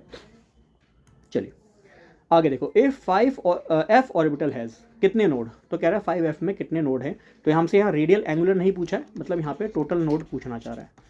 और टोटल नोड्स के लिए क्या फॉर्मूला पड़ा था सर, अभी बताया था, n-1 होता है। जहाँ पे n 5F है तो 5F के लिए n की वैल्यू कितनी है सर, 5 है ना। बस ये वैल्यू पुट कर दो, 5 - 1 कितना आ गया, 4 आ गया। बहुत सरल क्वेश्चन था, 4 नोड हो गया, ठीक है। प्रीवियस ईयर का क्वेश्चन है, देख सकते हैं, इतने सरल से क्वेश्चन पूछे गए। कह रहा था electronic configuration of an atom M is, कह रहा है किसी एटम है, कोई भी परमाणु है, उसका इलेक्ट्रॉनिक विन्यास ये आपको गिवन है। कह रहा है बताओ ये जो M है ये किसका सिमिलर होगा, है ना, किससे रिलेट करेगा। तो बेटा इसका इलेक्ट्रॉनिक विन्यास देखो, 4s2 है ना, मतलब ये n_2np5 है, 4s2 4p5 और 4s2 4p5। इस मेटल को भी देख लेते हैं, ब्रोमीन है ना, ब्रोमीन यही होता है n_2np5। अगर n की वैल्यू 4 पुट कर दो तो वहाँ पे ब्रोमीन ही निकल के आता है। तो अब देख लो ब्रोमीन कौन सी फैमिली का है, n_2np5 कौन सा ग्रुप होता है, सर ये ग्रुप नंबर 17 होता है आवर्त सारणी का वर्ग नंबर 17, जिसको हम हैलोजेंस कहते हैं। हैलोजेंस कहते हैं। इस फैमिली में सबसे पहले कौन आते हैं? फ्लोरीन भैया, फिर क्लोरीन भैया, फिर ब्रोमीन भैया, फिर आयोडीन भैया, फिर एस्टीन भैया, और लास्ट में कौन? अन ऑक्टियम भैया, ये आते हैं। नहीं, अन सेप्टियम, SUUS, ठीक है। तो ये आपके एलिमेंट्स यहाँ पे आते हैं। अब देख लो भैया, ये था ब्रोमीन, तो उससे मिलता जुलता कौन होगा? क्लोरीन होगा। ऐसे क्वेश्चंस भी बनते हैं, दिमाग को अपना थोड़ा सा ओपन रखिएगा, पीरियोडिक टेबल एक बार दिमाग में अपने एनालाइज कर लीजिएगा, सब कुछ पढ़ाया हुआ है, ठीक। Which has the highest electron affinity, और देखो ये सारे हैलोजन ग्रुप के ही हैं, और इन्हीं की इलेक्ट्रोनेगेटिविटी भी ज़्यादा होती है, इन्हीं की इलेक्ट्रॉन एफिनिटी भी ज़्यादा होती है, ठीक है। तो पूछा किसकी हाईएस्ट इलेक्ट्रॉन एफिनिटी होगी। तो पहली बात, जिनको नहीं पता इलेक्ट्रॉन एफिनिटी क्या होती है, इलेक्ट्रॉन एफिनिटी क्या होती है, या उसको हम इलेक्ट्रॉन गेन एंथैल्पी भी कहते हैं। इलेक्ट्रॉन एफिनिटी हम पहले कहते थे, अब हम इसको इलेक्ट्रॉन गेन एंथैल्पी कहते हैं, ये भी ध्यान में रखिएगा। Electron gain enthalpy, electron gain enthalpy का मतलब होता है, एक टर्म पहले समझो, इलेक्ट्रोनेगेटिविटी, विद्युत ऋणात्मकता, इसका मतलब होता है tendency to attract the electron, है ना, tendency to attract the electron from the said pair of electron कह सकते हो, ठीक। तो इलेक्ट्रॉन को अगर कोई अट्रैक्ट कर रहा है तो उसको इलेक्ट्रोनेगेटिविटी, विद्युत ऋणात्मकता कहा जाता है, ठीक है। बट यहाँ पे बात कर रहा है इलेक्ट्रॉन गेन एंथैल्पी। देखो तो इलेक्ट्रॉन गेन एंथैल्पी क्या होता है? Electronegativity plus holding capacity, hold करने की क्षमता को हम इलेक्ट्रॉन एफिनिटी कहते हैं। मतलब अगर इलेक्ट्रॉन एफिनिटी की आपसे बात कर रहा है तो आप एक तो चेक करना क्या वो इलेक्ट्रोनेगेटिव है, इलेक्ट्रोनेगेटिव है, साथ में क्या उसकी होल्ड करने की क्षमता है, बस ये चीज़ चेक कर लेना। अगर ये चीज़ आपने चेक कर ली तो आप इलेक्ट्रॉन एफिनिटी को चेक कर लोगे। बाकी बहुत तरीके हैं, थर्मोडायनेमिक्स बेसिस पे हम इलेक्ट्रॉन वोल्ट पर एटम पे निकालते हैं कि कितनी एनर्जी ली है, कितनी दी है, उस बेसिस पे इलेक्ट्रॉन एफिनिटी को निकालते हैं। बट हाँ, बेसिक कंसेप्ट पूछा है तो इस कंसेप्ट से हमारा आंसर बन जाएगा। तो देखो ये सभी हैलोजन फैमिली के, मतलब ये सभी इलेक्ट्रोनेगेटिव हैं, क्लियर। अब हमें इलेक्ट्रोनेगेटिव में भी सबसे ज़्यादा इलेक्ट्रोनेगेटिव चाहिए, और सबसे ज़्यादा इलेक्ट्रोनेगेटिव कौन होता है? सर पूरी आवर्त सारणी में, पूरी पीरियोडिक टेबल में फ्लोरीन सबसे ज़्यादा इलेक्ट्रोनेगेटिव होता है। पॉलिंग स्केल में आपने पढ़ाया हुआ है 4 होता है, इसके बाद आप जानते हैं क्लोरीन होता है, सबसे कम ब्रोमीन, मतलब सबसे कम ब्रोमीन, सबसे कम आयोडीन। तो फ्लोरीन इलेक्ट्रोनेगेटिव तो है, बट वो इलेक्ट्रॉन को होल्ड नहीं कर पाता। क्यों? क्योंकि सबसे स्मॉलर साइज होता है, छोटा साइज होता है। ऑलरेडी इनके पास 7 इलेक्ट्रॉन होते हैं, खुद के इलेक्ट्रॉन के बीच में प्रतिकर्षण होता है, रिपल्सन होता है। अगर ये एक इलेक्ट्रॉन होल्ड करेगा, अट्रैक्ट तो कर लेगा, इलेक्ट्रोनेगेटिव है, बट अगर जैसे ही होल्ड करेगा तो भैया अंदर पहले ही 7 इलेक्ट्रॉन घमासान मचाए हैं, छोटे साइज में 7 इलेक्ट्रॉन है। तो इसीलिए जब 8वां इलेक्ट्रॉन आएगा तो उसको एक्सेप्ट करने में यह नखरे करेगा, ठीक। इसीलिए सबसे हाईएस्ट इलेक्ट्रॉन एफिनिटी क्लोरीन की होती है। क्वेश्चन आया कि इलेक्ट्रोनेगेटिव सबसे ज़्यादा कौन है? सर फ्लोरीन है। क्वेश्चन आया सबसे ज़्यादा इलेक्ट्रॉन एफिनिटी किसकी है? इलेक्ट्रॉन को अट्रैक्ट करने के साथ साथ होल्ड करने की क्षमता किसकी है? क्लोरीन की है, क्योंकि क्लोरीन का अच्छा खासा बड़ा साइज है, ठीक है, और 7 इलेक्ट्रॉन को ईजिली स्टेबल कर लेगा। जबकि फ्लोरीन में क्या होता है? रिपल्सन होता है। वहीं से कंसेप्ट बैक बॉन्डिंग का भी बनता है कि अंतर इतनी भीड़ है, इतना घमासान है कि अगर एक इलेक्ट्रॉन ले भी लेगा तो वापस से उसको देने की कोशिश करेगा, क्योंकि भैया अंदर पहले ही 7 इलेक्ट्रॉन -4 छोटे से साइज में हैं, उनके बीच में पहले ही प्रतिकर्षण हुआ है, तो 8वां इलेक्ट्रॉन कैसे लूँ? बट क्लोरीन के केस में साइज बढ़ जाता है और साथ में इसके पास डी ऑर्बिटल भी वैकेंट है, जिसकी वजह से माइनस चार्ज को ईजिली होल्ड कर पाता है। तो होल्ड करने की क्षमता जिसकी ज़्यादा, उसकी इलेक्ट्रॉन एफिनिटी ज़्यादा। पीरियोडिक टेबल में सबसे ज़्यादा इलेक्ट्रोनेगेटिव विद्युत ऋणात्मक फ्लोरीन है, और इलेक्ट्रॉन एफिनिटी सबसे ज़्यादा क्लोरीन की होती है, ये ध्यान में रखिएगा। आगे सेम क्वेश्चन है, विच of the following has highest electron affinity, किसकी इलेक्ट्रॉन एफिनिटी सबसे ज़्यादा होगी? तो बेटा जी अब यहाँ देखो क्लोरीन दिया है, बट ध्यान रखना उसमें माइनस है, उसने ऑलरेडी इलेक्ट्रॉन लिया हुआ है। क्लोरीन, इसका परमाणु क्रमांक 17 होता है, जितना परमाणु क्रमांक होता है उतने ही इलेक्ट्रॉन होते हैं। तो 2 8 7 17 इलेक्ट्रॉन है, तो 2 8 7 करके भर दिए। पुराने मेथड से देख लो, एक इलेक्ट्रॉन ले लेगा, आप सभी को पता है इस पर माइनस चार्ज आएगा, बचपन से पढ़ा है, जो इलेक्ट्रॉन लेता है उस पर माइनस चार्ज, और ये हो जाएगा 2 8 8, मतलब इसका अष्टक पूरा हो जाएगा, ऑक्टेट पूरा हो जाएगा। इसने ऑलरेडी अपने 8 इलेक्ट्रॉन पूरे कर लिए, जब इस पे माइनस चार्ज आया है। तो क्या अब ये और इलेक्ट्रॉन ले सकता है? इलेक्ट्रॉन एफिनिटी का मतलब क्या कि और इलेक्ट्रॉन क्या ये ले सकता है? भाई पहले ही 8 इलेक्ट्रॉन है, अष्टक पूरा है, ऑक्टेट कंप्लीट है, स्टेबल है, स्थायी है, स्थिर है, तो क्यों ये एक इलेक्ट्रॉन लेगा? तो बेटा जी ध्यान रखना, क्लोरीन इलेक्ट्रॉन एफिनिटी होता है, क्लोरीन माइनस नहीं, क्योंकि उसने ऑलरेडी इलेक्ट्रॉन लिया हुआ है, तो ये भी नहीं बनेगा। ऑब्वियस है, फ्लोरीन तो वैसे ही नहीं होता, ऊपर से माइनस है, ये कैसे इलेक्ट्रॉन होल्ड करेगा? तो ये तो ऑप्शन ऐसे ही हटा देना। ये चीज़ें बस सिंपल सा क्वेश्चन है, माइनस करके इससे ही कन्फ्यूजन कर देगा। और जो बच्चे बस पढ़ के जाएंगे कि क्लोरीन सबसे ज़्यादा इलेक्ट्रोनेगेटिव है, वो ऐसे क्वेश्चन में हमेशा डाउट में आ जाएंगे, ठीक है। तो ध्यान में रखना। अब बचा कौन? लिथियम और सोडियम। तो देखो लिथियम पे प्लस चार्ज है, मेटल हालांकि इलेक्ट्रॉन देते हैं, बट जब इलेक्ट्रॉन देते हैं उसके बाद इन पे प्लस चार्ज आता है, मतलब लिथियम ने ऑलरेडी इलेक्ट्रॉन दिया हुआ है। फिर इसके बाद आया सोडियम, सोडियम पे भी प्लस चार्ज है। अब हमें यही चेक करना है भाई कि दोनों पे प्लस चार्ज है, मतलब दोनों ने इलेक्ट्रॉन दिए हुए हैं, अपने इलेक्ट्रॉन दिए हैं। फॉर एग्जांपल लिथियम ने अपना एक इलेक्ट्रॉन दिया तो एक प्लस चार्ज आ गया। इसने ऑलरेडी इलेक्ट्रॉन दिया हुआ है तो दैट मीन्स ये वापस से इलेक्ट्रॉन ले भी सकता है। इलेक्ट्रॉन लेगा तो इलेक्ट्रॉन एफिनिटी होगी। अब बस आपको ये चेक करना है ज़्यादा इलेक्ट्रोनेगेटिव कौन है। तो आपको बता दूं लिथियम ज़्यादा इलेक्ट्रोनेगेटिव होता है। ठीक है, तो पीरियडिक टेबल को एक बार जल्दी से मैं आपको रिमाइंड करा देता हूँ कुछ बातें, ये आप जरा ध्यान में रखिएगा। ठीक है क्या आप जानते हैं कि भाई ऊपर से नीचे की ओर आते हैं तो इसको हम ग्रुप कहते हैं, है ना, और लेफ्ट टू राइट जाते हैं इसको हम पीरियड कहते हैं, है ना। ये वर्ग हो गया और ये आवृत हो गया, आप सभी जानते हैं। जल्दी से सारी बातें एक बार पढ़ लेते हैं, जनरल ट्रेंड पढ़ लेते हैं। जब टॉप से बॉटम आते हैं, ऊपर से नीचे आते हैं, तो ध्यान रखना है हमें साइज बढ़ता है। अब क्यों बढ़ता है, कैसे बढ़ता है, ये मैं आपको डीप में पढ़ा चुका हूँ, बट अब मेन बात बता रहा हूँ, जो इंपॉर्टेंट बात है वो सारी बता रहा हूँ, एक ही बार में सुनिएगा। अभी मैं कहाँ बात कर रहा हूँ, टॉप से बॉटम की। टॉप से बॉटम जब भी आते हैं साइज हमेशा इंक्रीज होता है, बढ़ता है। ठीक है, बहुत सिंपल सी बात है। फिर इसके बाद साइज बढ़ेगा, साइज बढ़ने का मतलब है एटॉमिक रेडियस बढ़ेगा, परमाणु त्रिज्या बढ़ेगी। एटॉमिक रेडियस ये ऊपर से नीचे की ओर आने में, मतलब किसी भी ग्रुप में किसी भी वर्ग में बढ़ता है।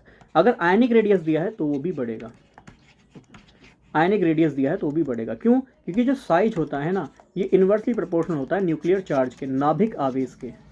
अब ये न्यूक्लियर चार्ज वगैरह क्या है, ये सब मैं आपको ऑलरेडी पढ़ा चुका हूँ, प्लीज़ उन सीरीज़ को जरूर देखिएगा। न्यूक्लियर चार्ज अगर जनरल बोलूँ तो भैया जो न्यूक्लियस है, नाभिक है, उसमें प्रोटॉन बाहर वाले इलेक्ट्रॉन को जिस बल से अपनी ओर खींच पाते हैं, जिस फोर्स से अपनी ओर खींच पाते हैं, उसी को न्यूक्लियर चार्ज कहते हैं। तो साइज अगर किसी का ज़्यादा है, न्यूक्लियर चार्ज कम होगा, तो इसलिए न्यूक्लियर चार्ज कम हो जाता है। वी समान अनुपाती है, इन्वर्सली प्रोपोर्शनल है। ऊपर से नीचे की ओर साइज बढ़ रहा है तो अब इस बात है न्यूक्लियर चार्ज घटेगा, बहुत सिंपल सी बात है। फिर ऊपर से नीचे की ओर आ रहे हैं तो ध्यान रखना इलेक्ट्रोनेगेटिव करेक्टर घटता है और इलेक्ट्रोपॉजिटिव करेक्टर बढ़ता है। इलेक्ट्रोपॉजिटिव करेक्टर बढ़ता है, ध्यान में रखना। दैट मीन्स ऊपर से नीचे की ओर आ रहे हो, इलेक्ट्रोपॉजिटिव का मतलब मेटल, धात्विक करेक्टर, मेटेलिक करेक्टर, ये भी बढ़ेगा। ठीक है, ये सब मैं ऑलरेडी पढ़ा चुका हूँ, फिर वही बात बोल रहा हूँ, बस रिवीजन के लिए दोबारा से एक बार पढ़ा रहा हूँ। ठीक है, तो ये सारा कंसेप्ट मैंने आपको ऑलरेडी पढ़ाया हुआ है कि एटॉमिक रेडियस बढ़ता है, आयनिक रेडियस बढ़ता है, साइज और न्यूक्लियर चार्ज घटता है, इलेक्ट्रोनेगेटिव करेक्टर घटता है, इलेक्ट्रोपॉजिटिव करेक्टर बढ़ता है। तो ध्यान में रखना, ऊपर से नीचे की ओर इलेक्ट्रोपॉजिटिव करेक्टर बढ़ रहा है और विद्युत ऋणात्मक इलेक्ट्रोनेगेटिव करेक्टर घट रहा है।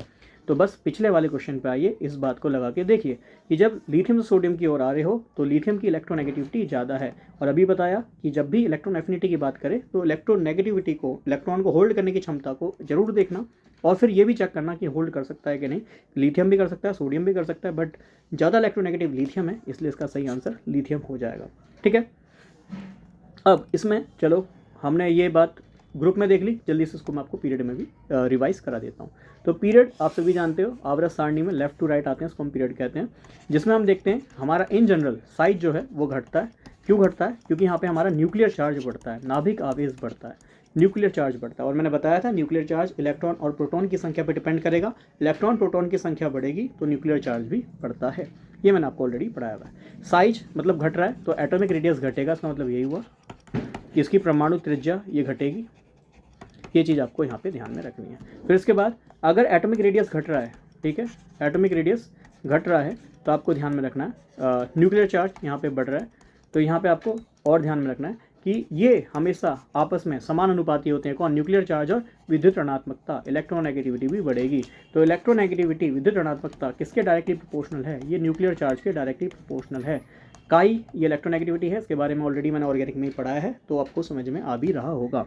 ठीक है, अच्छा इलेक्ट्रोनेगेटिविटी बढ़ रही है तो ऑब्वियस बात है इलेक्ट्रोपॉजिटिविटी घटेगी। इसलिए हम जानते हैं भाई, जैसे जैसे हम इधर की ओर आते हैं, मतलब ग्रुप नंबर 18 की ओर आते हैं, ठीक है, ग्रुप नंबर 17 की ओर आते हैं, तो हम देखते हैं वो ज़्यादा इलेक्ट्रोनेगेटिव हैं, इसलिए हैलोजेंस सबसे ज़्यादा इलेक्ट्रोनेगेटिव होते हैं, विद्युत ऋणात्मक होते हैं। ये सब कहानी हम जानते हैं। ठीक, फिर है which indicate the correct variation in electronegativity. इसमें से कौन इलेक्ट्रोनेगेटिविटी करेक्ट वेरिएशन को दिखा रहा है? तो बहुत ही सरल है। ठीक है, सबसे ज़्यादा इलेक्ट्रोनेगेटिव कौन होता है? तो हम जानते हैं ये फ्लोरीन होता है। ठीक, और इसके बाद कौन होता है? ऑब्वियस बात है ऑक्सीजन होता है, देन नाइट्रोजन होता है, सबसे कम कौन है सर? ये कार्बन होता है। ये हमारा इलेक्ट्रोनेगेटिविटी का ऑर्डर है। और याद कीजिए, बताया था इसकी इलेक्ट्रोनेगेटिविटी लगभग 4 के करीब होती है, इसकी लगभग 3.8 मान लो, इसकी लगभग 3.0 मान लो, और इसकी हम जानते हैं 2.5 होती है। ये इलेक्ट्रोनेगेटिविटी पॉलिंग के स्केल से, ये मैंने आपको ऑलरेडी बताया हुआ है। ठीक है, हालांकि मुझे लग रहा है यहाँ कुछ मिसप्रिंट है, क्योंकि सही ऑप्शन कोई सा यहाँ नहीं दिख रहा है। ठीक है, फ्लोरीन की नाइट्रोजन ज़्यादा, अच्छा ये लिखा तो है फ्लोरीन की, थोड़ा सा देखो कॉम्प्लिकेट कर दिया कि फ्लोरीन की नाइट्रोजन से ज़्यादा है, नाइट्रोजन की ऑक्सीजन से कम है और ऑक्सीजन की कार्बन से ज़्यादा है, यही सही बैठ रहा है, बाकी तो ये ऑप्शन सही नहीं है। अच्छा ये देखो मिसप्रिंट भी है क्योंकि बी और डी सेम ही ऑप्शन है, तो ये मिसप्रिंट है, कोई बात नहीं, बाकी हाँ उसके हिसाब से ए ऑप्शन सही बन रहा है, नहीं तो अदरवाइज़ इसका सही ऑप्शन कुछ ऐसा होना चाहिए। ठीक है, मुझे लगता है यहाँ पे कुछ मिसप्रिंट कर दिया कि यहाँ पहले ओ लिखना चाह रहा होगा या एन, या फिर बी ऑप्शन में ऐसा कुछ लिखना चाह रहा होगा। ठीक है, अदरवाइज डी ऑप्शन या बी ऑप्शन में से कोई सही आंसर होगा। ठीक है, बट जब इनमें से कोई नहीं मिला तो हमने इसको सही मान लिया, क्यों? क्योंकि फ्लोरीन की इलेक्ट्रोनेगेटिविटी नाइट्रोजन से तो ज़्यादा है, ग्रेटर एन का साइन है, बट नाइट्रोजन की इलेक्ट्रोनेगेटिविटी ऑक्सीजन से कम है, ये बात सही लिखी है। फिर ऑक्सीजन की ग्रेटर एन कार्बन है, ये बात सही लिखी है। ठीक है, चलिए खैर, among the following molecule with the highest dipole moment, किनका ध्रुवीय आघूर्ण सबसे अधिक होगा, ये पूछ रहा है। तो सबसे पहले ये देख लेते हैं किसका डाइपोल मोमेंट होगा ही नहीं। तो मैंने आपको बताया था जैसे CCl4 carbon tetrachloride, dipole moment का मतलब होता है जो विद्युत ऋणात्मक होता है। हम जानते हैं क्लोरीन है तो क्लोरीन इलेक्ट्रॉन अपनी ओर खींचेगा, क्यों है ये सब मैं आपको ऑर्गेनिक में भी पढ़ा चुका हूँ। ठीक है, तो क्लोरीन अपनी ओर इलेक्ट्रॉन खींचेगा, और जो इलेक्ट्रॉन अपनी ओर खींचता है उसकी ओर हेड पार्ट आता है ध्रुवीय आघूर्ण का, जब हम साइन बनाते हैं तो टेल हेड पार्ट जो है वो इलेक्ट्रोनेगेटिव विद्युत ऋणात्मक एटम की तरफ आता है, और जो टेल पार्ट है, ये पूछल्ला पार्ट है, ये कम इलेक्ट्रोनेगेटिव की तरफ आता है या इलेक्ट्रोपॉजिटिव की तरफ आता है। और जब डाइपोल मोमेंट का डायरेक्शन देखो कहाँ है, सभी का डायरेक्शन बाहर की तरफ है, सेम डायरेक्शन में है, तो उसको हम बोलते हैं सिमेट्रिकल डाइपोल मोमेंट। क्या बोलते हैं? Symmetrical dipole moment. ठीक है, सम ध्रुवीय आघूर्ण। तो जब भी सिमेट्रिकल डाइपोल मोमेंट होता है तो वहाँ पे डाइपोल मोमेंट हमेशा जीरो होगा। कितना होगा? जीरो होगा। तो भाई जीरो होगा तो ये नॉन पोलर होगा, 100% ये नॉन पोलर है। ठीक है, अध्रुवीय है क्योंकि इसका डाइपोल मोमेंट है ही नहीं। जिन कंपाउंड में डाइपोल मोमेंट निकलेगा, ध्रुवीय आघूर्ण निकलेगा, वे सभी पोलर होंगे, और जिनमें डाइपोल मोमेंट ध्रुवीय आघूर्ण नहीं निकलेगा वे सभी नॉन पोलर होंगे। बहुत सिंपल सी बात है, बहुत सरल सी बात है। क्लियर? अब यहाँ पे हमें ये तो समझ में आ गया कि चौथा ऐसा है जिसमें डाइपोल मोमेंट है ही नहीं, डाइपोल मोमेंट जीरो है। जिनका जीरो होता है वो नॉन पोलर होते हैं, अध्रुवीय होते हैं। ये सब कुछ मैं आपको पढ़ा चुका हूँ। अब बोल रहे हैं हाईएस्ट किस में होगा, तो बेटा जी बस आपको यही चेक करना है कि सबसे ज़्यादा अनसिमेट्रिकल कौन दिखाई दे रहा है। ठीक है, तो यहाँ पे पहला ही वो ऑप्शन है, क्यों? क्योंकि यहाँ पे एक क्लोरीन है जो अपनी ओर इलेक्ट्रॉन खींच रहा है, बाकी कार्बन अपनी ओर इलेक्ट्रॉन खींच रहा है। तो देखो यहाँ डाइपोल मोमेंट कार्बन की तरफ आ रहा है और कार्बन से बाहर की तरफ जा रहा है, तो सबसे ज़्यादा अनसिमेट्रिकल दिखाई देगा, इसीलिए सबसे ज़्यादा पोलर आपको नजर आएगा।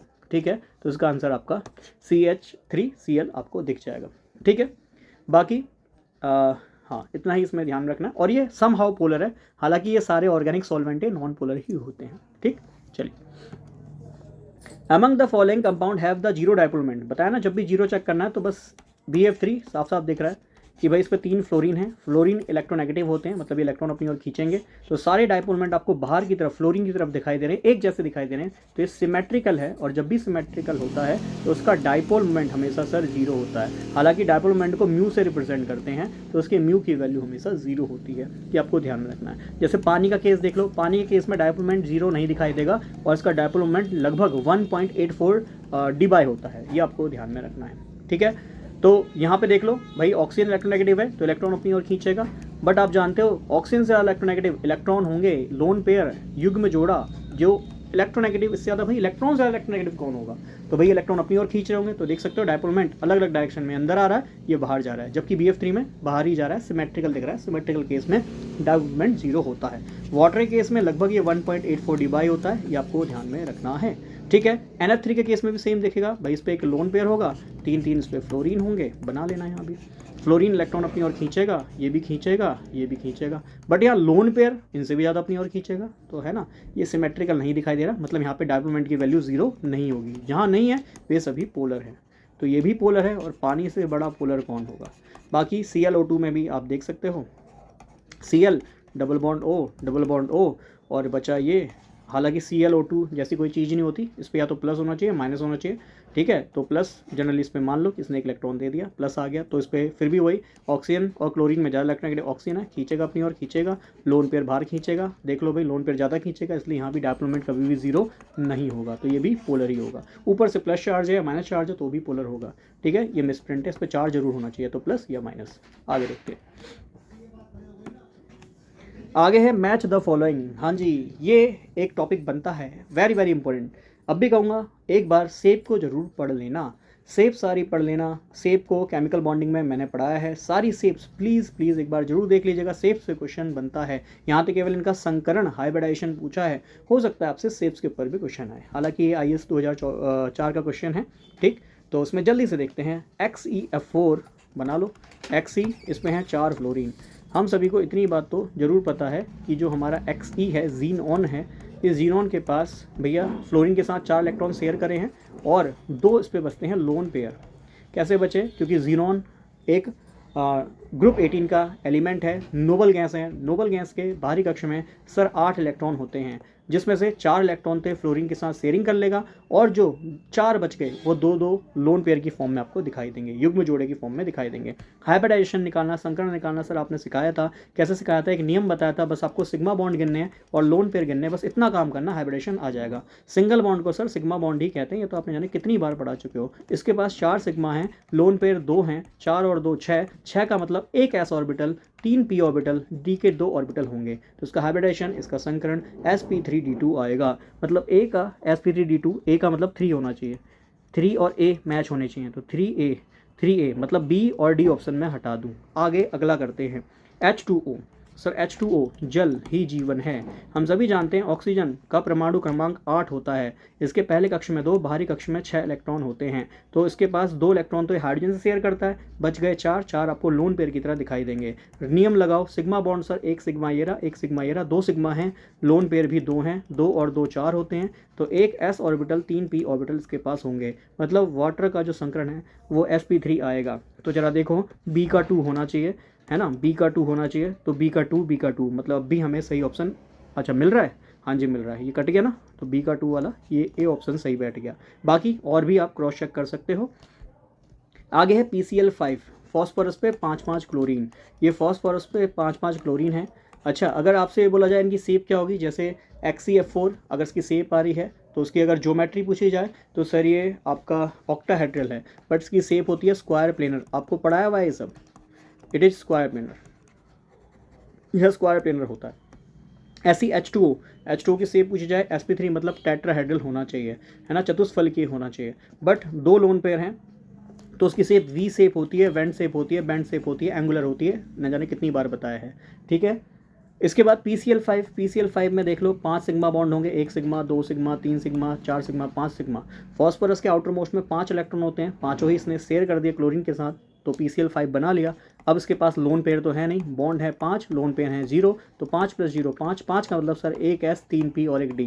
कैसे बनाया सर? पहले आप s में इलेक्ट्रॉन भरते हो, देन p में, p के 3 ऑर्बिटल हो गए, देन d में भरोगे, टोटल हो गए 5, 5 ही तक इलेक्ट्रॉन भरने हैं। सिंपल तरीका है अपना हाइब्रिडेशन निकालने का, शॉर्ट ट्रिक है, क्योंकि लंबे लंबे मेथड से निकालोगे, VBT वाले मेथड से निकालोगे कोई फ़ायदा नहीं है। शॉर्ट ट्रिक देखो, आंसर करो, ठीक है। तो sp3d यहाँ इसका हाइब्रिडेशन आ गया। तो देख लो भैया, sp3d है C का 4, तो हाँ जी C का 4 है, मतलब D का 1 है। चलो D का 1 PTNS3 का होल 4, ये आप जो निकाल सकते हैं अच्छी बात है, नहीं निकाल पा रहे कोई बात नहीं, कोऑर्डिनेशन वाले क्वेश्चंस लेके आऊँगा, उसी में एक बार मैं आपको सारे टॉपिक पढ़ा दूंगा, ठीक है। तो इसका जो हाइब्रिडेशन है, यस ये DsP2 ही आएगा, क्योंकि ये इनर कॉम्प्लेक्स बनाता है, क्योंकि PTNS3 के साथ जनरली स्ट्रॉन्ग फील्ड लिगेंड की तरह काम करता है, और ये स्ट्रॉन्ग फील्ड लिगेंड की तरह काम करेगा, तो उसका हाइब्रिडेशन DsP2 आएगा। डेट मीन्स ये भी स्क्वायर प्लेनर होगा, ठीक है। ध्यान रखना, टेट्राहेड्रल नहीं है, स्क्वायर प्लेनर है, बहुत सिंपल सी बात है, ध्यान में रखना। आगे, element of which of the following pair do not belong to the same period block. अच्छा देखो, सेम पीरियड, ग्रुप नहीं पूछा है, सेम पीरियड में कौन आते हैं ये आपसे पूछा है। तो यहाँ दिया टाइटेनियम। अच्छा, टाइटेनियम कहाँ आता है? चलो एक छोटा सा पीरियोडिक टेबल ड्रॉ करते हैं इन्हीं एलिमेंट्स के अकॉर्डिंग। तो सबसे पहले स्कैनेडियम आता है, देन टाइटेनियम आता है। स्कैनेडियम का एटॉमिक नंबर 21 होता है, टाइटेनियम का 22 होता है। डैट मीन्स इससे पहले कैल्शियम आ रहा हो, कैल्शियम का 20 होता है। कैल्शियम का इलेक्ट्रॉनिक विन्यास करेंगे तो ये आता है 4s2, ठीक है। डैट मीन्स 4s2 का मतलब ये 4th ब्लॉक का है ना, n बराबर 4 का ही हमें नजर आ रहा है। क्यों नजर आ रहा है? क्योंकि कैल्शियम से ऊपर मुझे यहाँ मैग्नीशियम नजर आएगा, इससे ऊपर बेरिलियम नजर आएगा, ठीक है। और बेरिलियम होता है n बराबर 2 सेकंड पीरियड में, मैग्नीशियम होता है 3rd पीरियड में, तो कैल्शियम होता है 4th पीरियड में, मतलब स्कैनेडियम, टाइटेनियम ये सभी 4th पीरियड के हैं, ठीक है। अब ये TE कहाँ आता है? तो ये आता है ऑक्सीजन फैमिली में, ग्रुप नंबर 16 में आता है ये TE। कैसे आता है? पहले आता है ऑक्सीजन, मतलब बेरिलियम के सामने होगा, ऐसे बेरिलियम के सामने यहाँ ऑक्सीजन दिखाई देगा, ठीक है। फिर यहाँ मैग्नीशियम के सामने आपको यहाँ सल्फर दिखाई देगा, ठीक है। फिर यहाँ सेलुरियम दिखाई देगा, मतलब TE के सामने यहाँ सेलुरियम होना चाहिए था, और इन्होंने क्या दे रखा है TE। ठीक है। फिर इसके बाद टेलुरियम आएगा, मतलब इससे नीचे आएगा, सेम पीरियड में नहीं आएगा, टेलुरियम आ जाएगा n बराबर 5 पे। ठीक है, मतलब पहला ऑप्शन तो नहीं है। ठीक, और इससे जानते हो लास्ट में आप पोलोनियम आता है इसके। ठीक, चलिए आगे देखते हैं। Si और S, सिलिकॉन और सल्फर। तो भैया सिलिकॉन कहाँ आता है, कार्बन फैमिली में आता है, मतलब बीच में यहाँ ग्रुप नंबर 15 होगा नाइट्रोजन फैमिली, और यहाँ होगा ग्रुप नंबर कहीं 14, है ना। ग्रुप नंबर 14 में आप जानते हैं सबसे पहले यहाँ आता है कार्बन, ऑक्सीजन के साथ होगा, फिर यहाँ आता है सिलिकॉन। ठीक है, और हम जानते हैं सिलिकॉन और सल्फर एक साथ ही दिख रहा है, एक ही पीरियड में दिख रहा है, n बराबर 3 में दिखाई दे रहा है, मतलब मुझे सही आंसर तो यहाँ मिल गया। आगे देख लेते हैं, चलो। लिथियम और बेरियम, अरे भैया कहाँ है लिथियम, देखना यहाँ है मैग्नीशियम, इधर आएगा, इस इधर होगा सोडियम, और इसके ऊपर यहाँ होगा लिथियम, तो लिथियम बेरिलियम एक साथ दिखाई देंगे। और कहाँ गया बेरियम, देखो यार कैल्शियम, तो यहाँ आ गया बेरिलियम, मैग्नीशियम, कैल्शियम, फिर कौन होगा, अब बोलो, स्ट्रॉन्टियम, और फिर आएगा कौन, बेरियम, और लास्ट में आएगा रेडियम। तो बताओ कहाँ है लिथियम, कहाँ है बेरियम, ये तो ऐसे ही ऑप्शन हम एलिमिनेट कर सकते हैं। फिर है La, आपका है लैंथनम, और Lu है लुटीशियम। अच्छा, ये La और Lu ये कहाँ कहाँ आते हैं, तो आपको बता देता हूँ। La जो है ये आता है आपका किस में, ये F ब्लॉक का एलिमेंट है, तो ये 4F में आता है ना, 4F में आता है। अगर इसका पीरियड की बात करूँ तो ये लास्ट आएगा 4F 6S, तो ये 6S में आएगा। ठीक है, कौन, La, लैंथनम। अच्छा, कितना होता है एटॉमिक नंबर, 57 होता है। ठीक है, फिर इसके बाद आप जानते हो लैंथनाइड बीच में गायब कर देते हैं, उसके बाद आता है लुटीशियम। कौन आता है, लुटीशियम, जिसका एटॉमिक नंबर कितना होता है, 71 होता है, और ये किसका होता है, ये भी F ब्लॉक का होता है ना, 4F का होता है, और ये लैंथनम 5D का होता है। ठीक है, तो ये भी सेम पीरियड में आएंगे, बट हाँ मोस्ट अप्रोप्रिएट पूछना। अच्छा, डू नॉट बोला है भाई, एक मिनट रुकना, डू नॉट बिलोंग टू, है ना, ये भी सेम में आएंगे, ये भी सेम में आएंगे। टाइटेनियम और टेलुरियम ये तो नहीं आ रहे, मतलब दो ऑप्शन कैसे गलत दे दिए। ठीक है, नॉट बोला है ना, डू नॉट, इस चीज़ को क्रॉस चेक करना। वही मैं कहूँ लैंथनम और लुटीशियम, ये तो ऑब्वियस बात है 57 से शुरू होता है, 71 पे जाता है, सारे लैंथनाइड है, तो ये तो सेम पीरियड में आएगा, ये भी आएगा। बट लिथियम और बेरिलियम, ठीक है, सेम पीरियड ब्लॉक में, सेम पीरियड के ब्लॉक में आना चाहिए। कहाँ आ रहा है सेम पीरियड के ब्लॉक में, अच्छा चलो सेम पीरियड का ब्लॉक बोला ना, तो चलो इसको अगर एस ब्लॉक मान लूँ, एस ब्लॉक मान लूँ, तो एस ब्लॉक में लिथियम और बेरियम दोनों आ रहे हैं। देखो अभी सही ऑप्शन नहीं मिला, तो इसको किस तरीके से लगाना पड़ेगा दिमाग, ये लगाना पड़ेगा कि सेम पीरियड ब्लॉक में आना चाहिए, तो पीरियड भी सेम होना चाहिए, ब्लॉक भी सेम होना चाहिए। तो भाई लिथियम बेरिलियम दोनों एस ब्लॉक के हैं, लिथियम S1 का है, ये S2 का, ये भी आ रहा है। बट टाइटेनियम और टेलुरियम, टाइटेनियम तो D ब्लॉक का है, आप जानते हो 3D2, और जबकि टेलुरियम ये कितना आ जाएगा, ये आ जाएगा आपका 5S2 5P4, तो ये S3D ब्लॉक का है, और ये 5P ब्लॉक का है, तो यही ऑप्शन सही नहीं होगा, मतलब पहला इसका सही आंसर होगा। कैसे दिमाग लगाया, बाकी ये तो सब एक साथ दिखे नहीं, सिलिकॉन सल्फर ये तो हमने देख ही लिया, लैंथनम लुटीशियम ये तो एक साथ ही आते हैं। लिथियम बेरियम क्योंकि इसने बोला सेम ब्लॉक, तो दो ऑप्शन गलत तो नहीं हो सकते, एक मोस्ट अप्रोप्रिएट पे जाना है हमें, तो उसके लिए हमने क्या चेक किया, लिथियम और बेरिलियम जो कि सेम ब्लॉक के हैं। ठीक है, तो उससे हमने ये ठीक माना है, और जबकि टाइटेनियम और टेलुरियम इसका गलत ऑप्शन होगा। ठीक, चलिए आगे देखते हैं। The cation that initiates blood clotting is also to trigger the muscle contraction. अच्छा, तो डायरेक्ट याद करना है कि ऐसा कौन सा आपका कैटायन है जो ब्लड क्लॉटिंग को इनिशिएट करेगा, तो ये सोडियम ही होता है। साथ में ये भी दिया मसल कॉन्ट्रैक्शन, तो हमारा क्लियर ही हो गया कि मसल कॉन्ट्रैक्शन वगैरह में कौन काम करता है, सोडियम ही काम करता है। इसी से हमारा ब्लड प्रेशर वगैरह घटता बढ़ता है, तो सोडियम आयन पे डिपेंड करता है। ठीक, तो एक बार सोडियम और पोटेशियम के बायोलॉजिकल फंक्शन पढ़ जाना, हो सकता है डायरेक्ट क्वेश्चन यहाँ से मिल जाए। ठीक है, तो एस ब्लॉक मैंने अभी तक नहीं पढ़ा है, बट अपनी तरफ से रिकमेंड कर रहा हूँ इसके बायोलॉजिकल प्रोसेस जरूर पढ़ जाएं, biological uses of sodium and potassium in biological purpose जरूर पढ़ जाएं। एस ब्लॉक मैं पढ़ाऊंगा, उसमें मैं आपको और बता दूंगा। आगे, CO molecule has how many electron, बहुत सरल क्वेश्चन है। कार्बन एटॉमिक नंबर 6 है, ना ही प्लस चार्ज ना ही माइनस चार्ज। ऑक्सीजन इसका एटॉमिक नंबर 8 है, जितना एटॉमिक नंबर होता है उतने इलेक्ट्रॉन होते हैं, यहाँ पे 8 है तो 8 हो जाएंगे, दोनों को ऐड कर देना, 8 6 कितने हो गए, 14 इलेक्ट्रॉन। बहुत सरल क्वेश्चन है, फिर तुरंत ही आंसर बन गया। ठीक, आगे देखो, the number of unpaired electron in निकल 2+। अच्छा, निकल है, ठीक, उस पर 2+ है, पहले निकल को ही देख लेते हैं। एटॉमिक नंबर 28 है, इसका इलेक्ट्रॉनिक कॉन्फ़िगरेशन कितना होता है, AR कितना 3D8 4S2, ये निकल होता है। आप जानते हो निकल अगर +2 में जाएगा मतलब ये 2 इलेक्ट्रॉन देगा, 2 इलेक्ट्रॉन देगा, जब भी तो उस पर प्लस चार्ज आएगा। हाँ जी बिल्कुल आएगा। इलेक्ट्रॉन कहाँ से जाता है, इलेक्ट्रॉन हमेशा हाई एनर्जी से जाता है, तो 4S की एनर्जी हल्की सी ज़्यादा होती है 3D से, इसलिए इसको 3D8 और 4S0 लिख दूंगा। चलो 3D8 है, आते हैं देखते हैं कितने अनपेड इलेक्ट्रॉन हैं। ठीक है, तो देखते हैं कितने अनपेड हैं, असंयोजित हैं। ठीक है, तो चलो ये एक इलेक्ट्रॉन डी में 8 भरने हैं, हम जानते हैं हुड्स का नियम, इलेक्ट्रॉन पहले सिंगल सिंगल भरेंगे तो भर लो, ये 5 इलेक्ट्रॉन हो गए, छठा यहाँ आ जाएगा, सातवां यहाँ आ जाएगा, आठवां यहाँ आ जाएगा। क्यों? क्योंकि D8 की बात करें, D8 में भर दिए। कितने अनपेड बच गए सर? n बराबर 2 बच गए। क्लियर है? अच्छा, यहाँ पे एक चीज़ और सीख लेना, मान लो बोले कि इसका चुंबकीय आघूर्ण निकालो, मैग्नेटिक मूवमेंट निकालो, तो भी यहाँ से जल्दी से सीख लो। मैग्नेटिक मूवमेंट के लिए फॉर्मूला होता है म्यू एस बराबर कितना, √S+2। ठीक है जी, और जहाँ पे S नहीं n लिख लेना, n+2।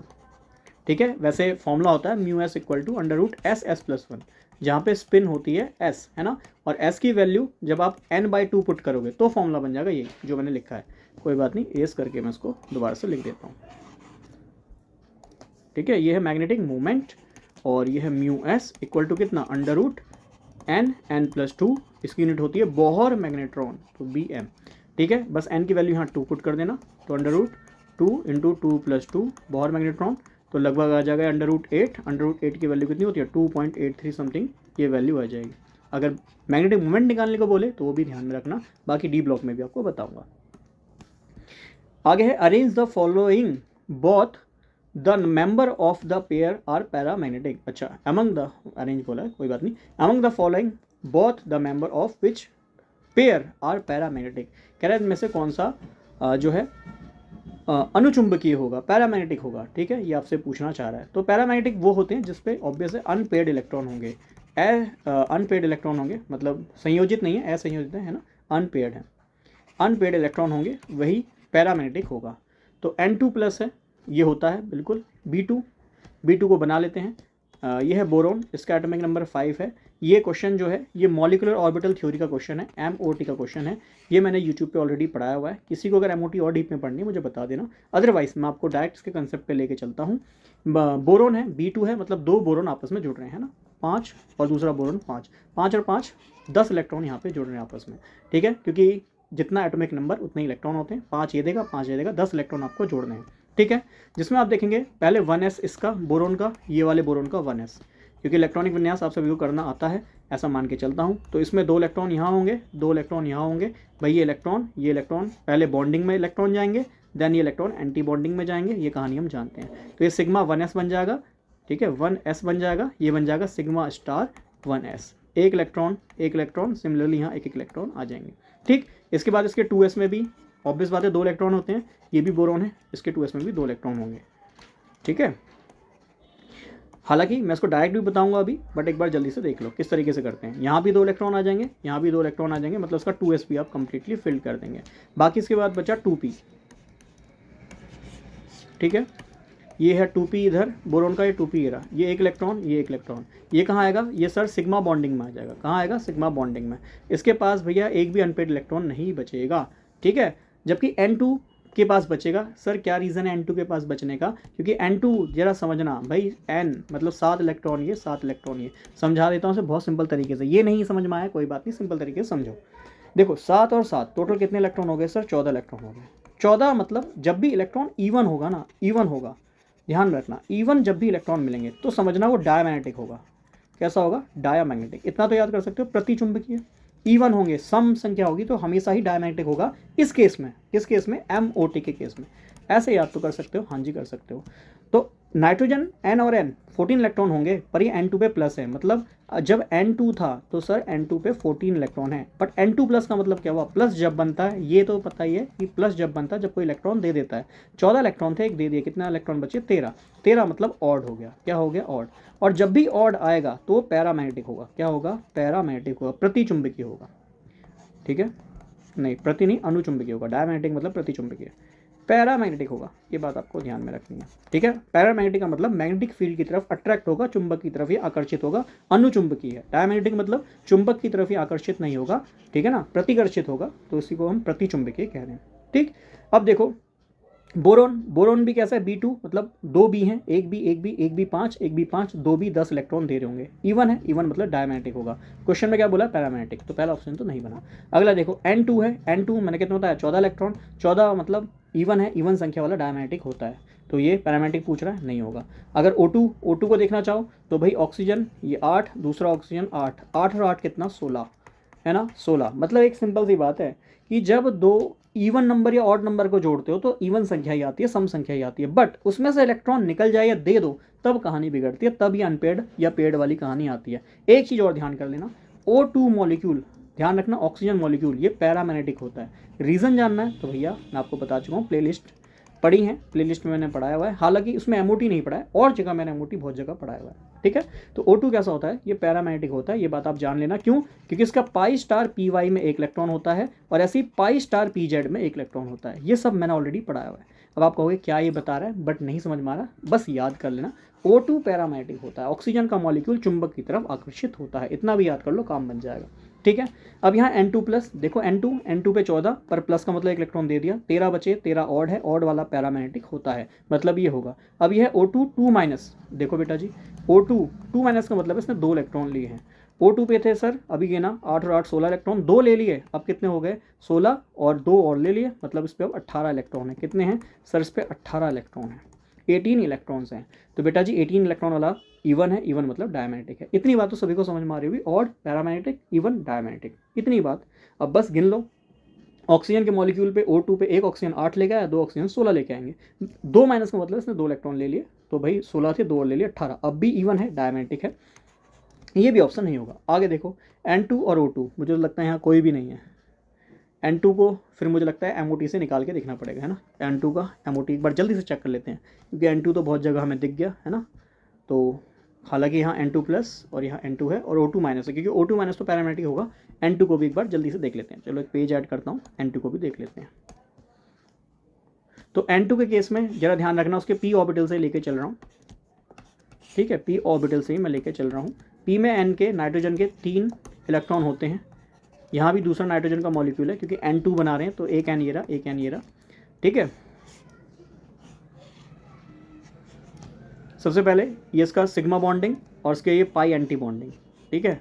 मुझे लगता है डायमैग्नेटिक ही आएगा, ये एक इलेक्ट्रॉन, ये एक इलेक्ट्रॉन और ये एक इलेक्ट्रॉन, हाँ जी 6 इलेक्ट्रॉन भर गए, ठीक है ना, ये डायमैग्नेटिक होगा। अब मैं बता देता हूँ क्या गड़बड़ है, लास्ट वाले ऑप्शन में या किसी भी ऑप्शन में, यहाँ जैसे O2 माइनस है तो यहाँ N2 प्लस ही होगा, मिसप्रिंट है भाई, बुक में है, टाइपिस्ट ने कुछ ना कुछ गलती करी होंगी, तो इसके हिसाब से ये ऑप्शन सही बैठेगा। क्यों बैठेगा जरा समझ लो, अभी हमने समझा N2 प्लस पे 13 इलेक्ट्रॉन है, 13 वाला ऑड वाला पैरामैग्नेटिक होता है, ये बैठेगा सही। उसके अलावा O2 माइनस देखो, O2 ऑक्सीजन अभी गिना ना, ऑक्सीजन पे 16 होते हैं, एक माइनस का मतलब इसने एक इलेक्ट्रॉन और ले लिया, अब कितने इलेक्ट्रॉन हो गए सर, इस पर 17 इलेक्ट्रॉन हो गए। फिर से समझ लो, ऑक्सीजन अभी देखा 8 और 8, 2 ऑक्सीजन 16 इलेक्ट्रॉन लेके आएंगे, माइनस का मतलब इसने एक इलेक्ट्रॉन और ले लिया, अब 17 इलेक्ट्रॉन हो गए सर, 17 इलेक्ट्रॉन हो गए।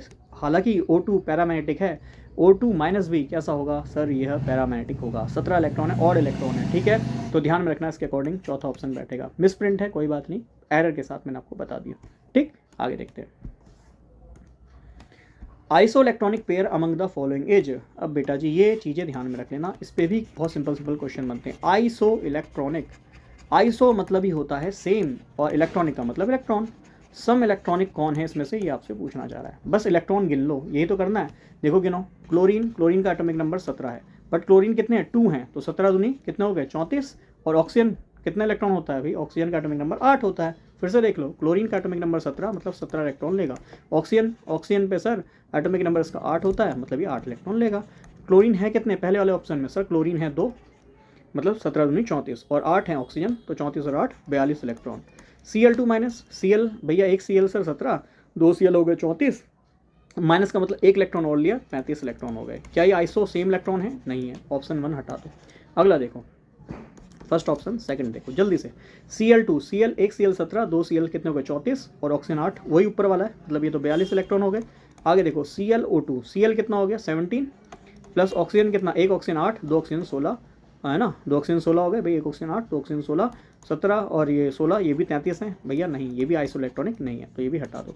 यह है I3 और IF2, हो ही नहीं सकता, एक आयोडीन का एटॉमिक नंबर 53 होता है, 3 आयोडीन का मतलब 3 से मल्टीप्लाई कर लेना, ठीक है, कितना आ जाएगा 5 3 15 और 3 3 9, 159 इलेक्ट्रॉन हो गए, ठीक है। और जबकि IF2 गिन लो भाई, एक आयोडीन मतलब 53, एक फ्लोरीन एटॉमिक नंबर 9 है, मतलब 9 दूनी 18, और एक इलेक्ट्रॉन माइनस का मतलब एक इलेक्ट्रॉन और लिया है, गिन लेना जो भी आएगा, मतलब ये बराबर हो ही नहीं सकते भाई, ये कहाँ 159 है, यहाँ कहाँ 70 भी नहीं बैठ रहे हैं ना, 70 करीब ही बैठ रहे हैं, 19 हो गया 72 बैठ रहा है, ठीक है, 72 बैठ रहा है। आगे देखो ऑप्शन लास्ट ही बचेगा ऑब्वियस, ClO2 माइनस, गिन लो, Cl हो गए 17, ऑक्सीजन है 2, मतलब एक ऑक्सीजन 8, 2 ऑक्सीजन 16, प्लस एक माइनस चार्ज भी है, माइनस का मतलब एक इलेक्ट्रॉन लिया है, तो ये हो गए 17 और 17 34 इलेक्ट्रॉन हो गए। ClF2 प्लस गिन लो, Cl मतलब 17 और एक फ्लोरीन पे होते हैं कितने, एक फ्लोरीन पे सर 9 इलेक्ट्रॉन होते हैं, 2 पे हो गए 18। 18 में से एक घटा दो क्योंकि इस पर प्लस है, प्लस का मतलब एक इलेक्ट्रॉन दिया है, एक घट गया, तो भाई 18 में से एक गया 17, 17 17 34, मतलब हाँ इन पे सेम इलेक्ट्रॉन है, आइसो इलेक्ट्रॉनिक हैं। ठीक है, ये चीज़ आपको ध्यान में रखना है। ठीक, आइसो इलेक्ट्रॉनिक। ठीक है, और ऐसे आइसो वाले टर्म मैंने आपको सारे ही जो हैं बताए हैं, जैसे आइसो आपका बारिक हो गया है ना, आइसो बारिक, आइसो आपका टोप्स हो गया, ठीक है, आइसो बार्स हो गया, आइसो इलेक्ट्रॉनिक हो गया। ठीक, तो ये सब मैं आपको पढ़ा चुका हूँ, आपको ये सारी टर्म आपको ध्यान में रखनी है। 4s orbital has laser energy, ये तो शायद मैंने थोड़ी देर पहले पढ़ाया था, कह रहा है 4s की एनर्जी 3d से कम होती है। ऐसा क्यों होता है, तो याद कीजिए n+l रूल, जिसकी वैल्यू मिनिमम होती है, इलेक्ट्रॉन पहले उसमें ही भरा जाता है और उसकी एनर्जी को हम कम मान के चलते हैं, तो laser value of n+l rule, ये भी बताया था। आगे, for a given value of principal quantum number the order of increasing energy of different shell as, तो कह रहा है भैया सेल की एनर्जी बढ़ते हुए क्रम में बता दो, तो आप सभी को पता है s की एनर्जी सबसे कम होती है, देन p होती है, देन d होती है, सबसे ज़्यादा एनर्जी f ऑर्बिटल की होती है, तो इसके अकॉर्डिंग ऑप्शन नंबर 1 ही सही हो जाएगा। आगे देखते हैं, the element whose atomic number is 25, कह रहा है एक एलिमेंट जिसका एटॉमिक नंबर 25 होता है, बता देता हूँ, Mn मैंगनीज एटॉमिक नंबर 25 होता है, इलेक्ट्रॉनिक कॉन्फिगरेशन इसका Ar 3d54s2 होता है, तो यही आपसे बोल रहा है, देख लो कौन सा है, 3d54s2 पहला ही ऑप्शन है, सही आंसर हो जाएगा। इलेक्ट्रॉनिक विन्यास निकालना सिखा चुका हूँ, ऐसे प्रश्न पूछे जाते हैं। ठीक है, द सोडियम क्लोराइड क्रिस्टल, अच्छा ये सॉलिड स्टेट बीच में डाल दिया, कोई बात नहीं।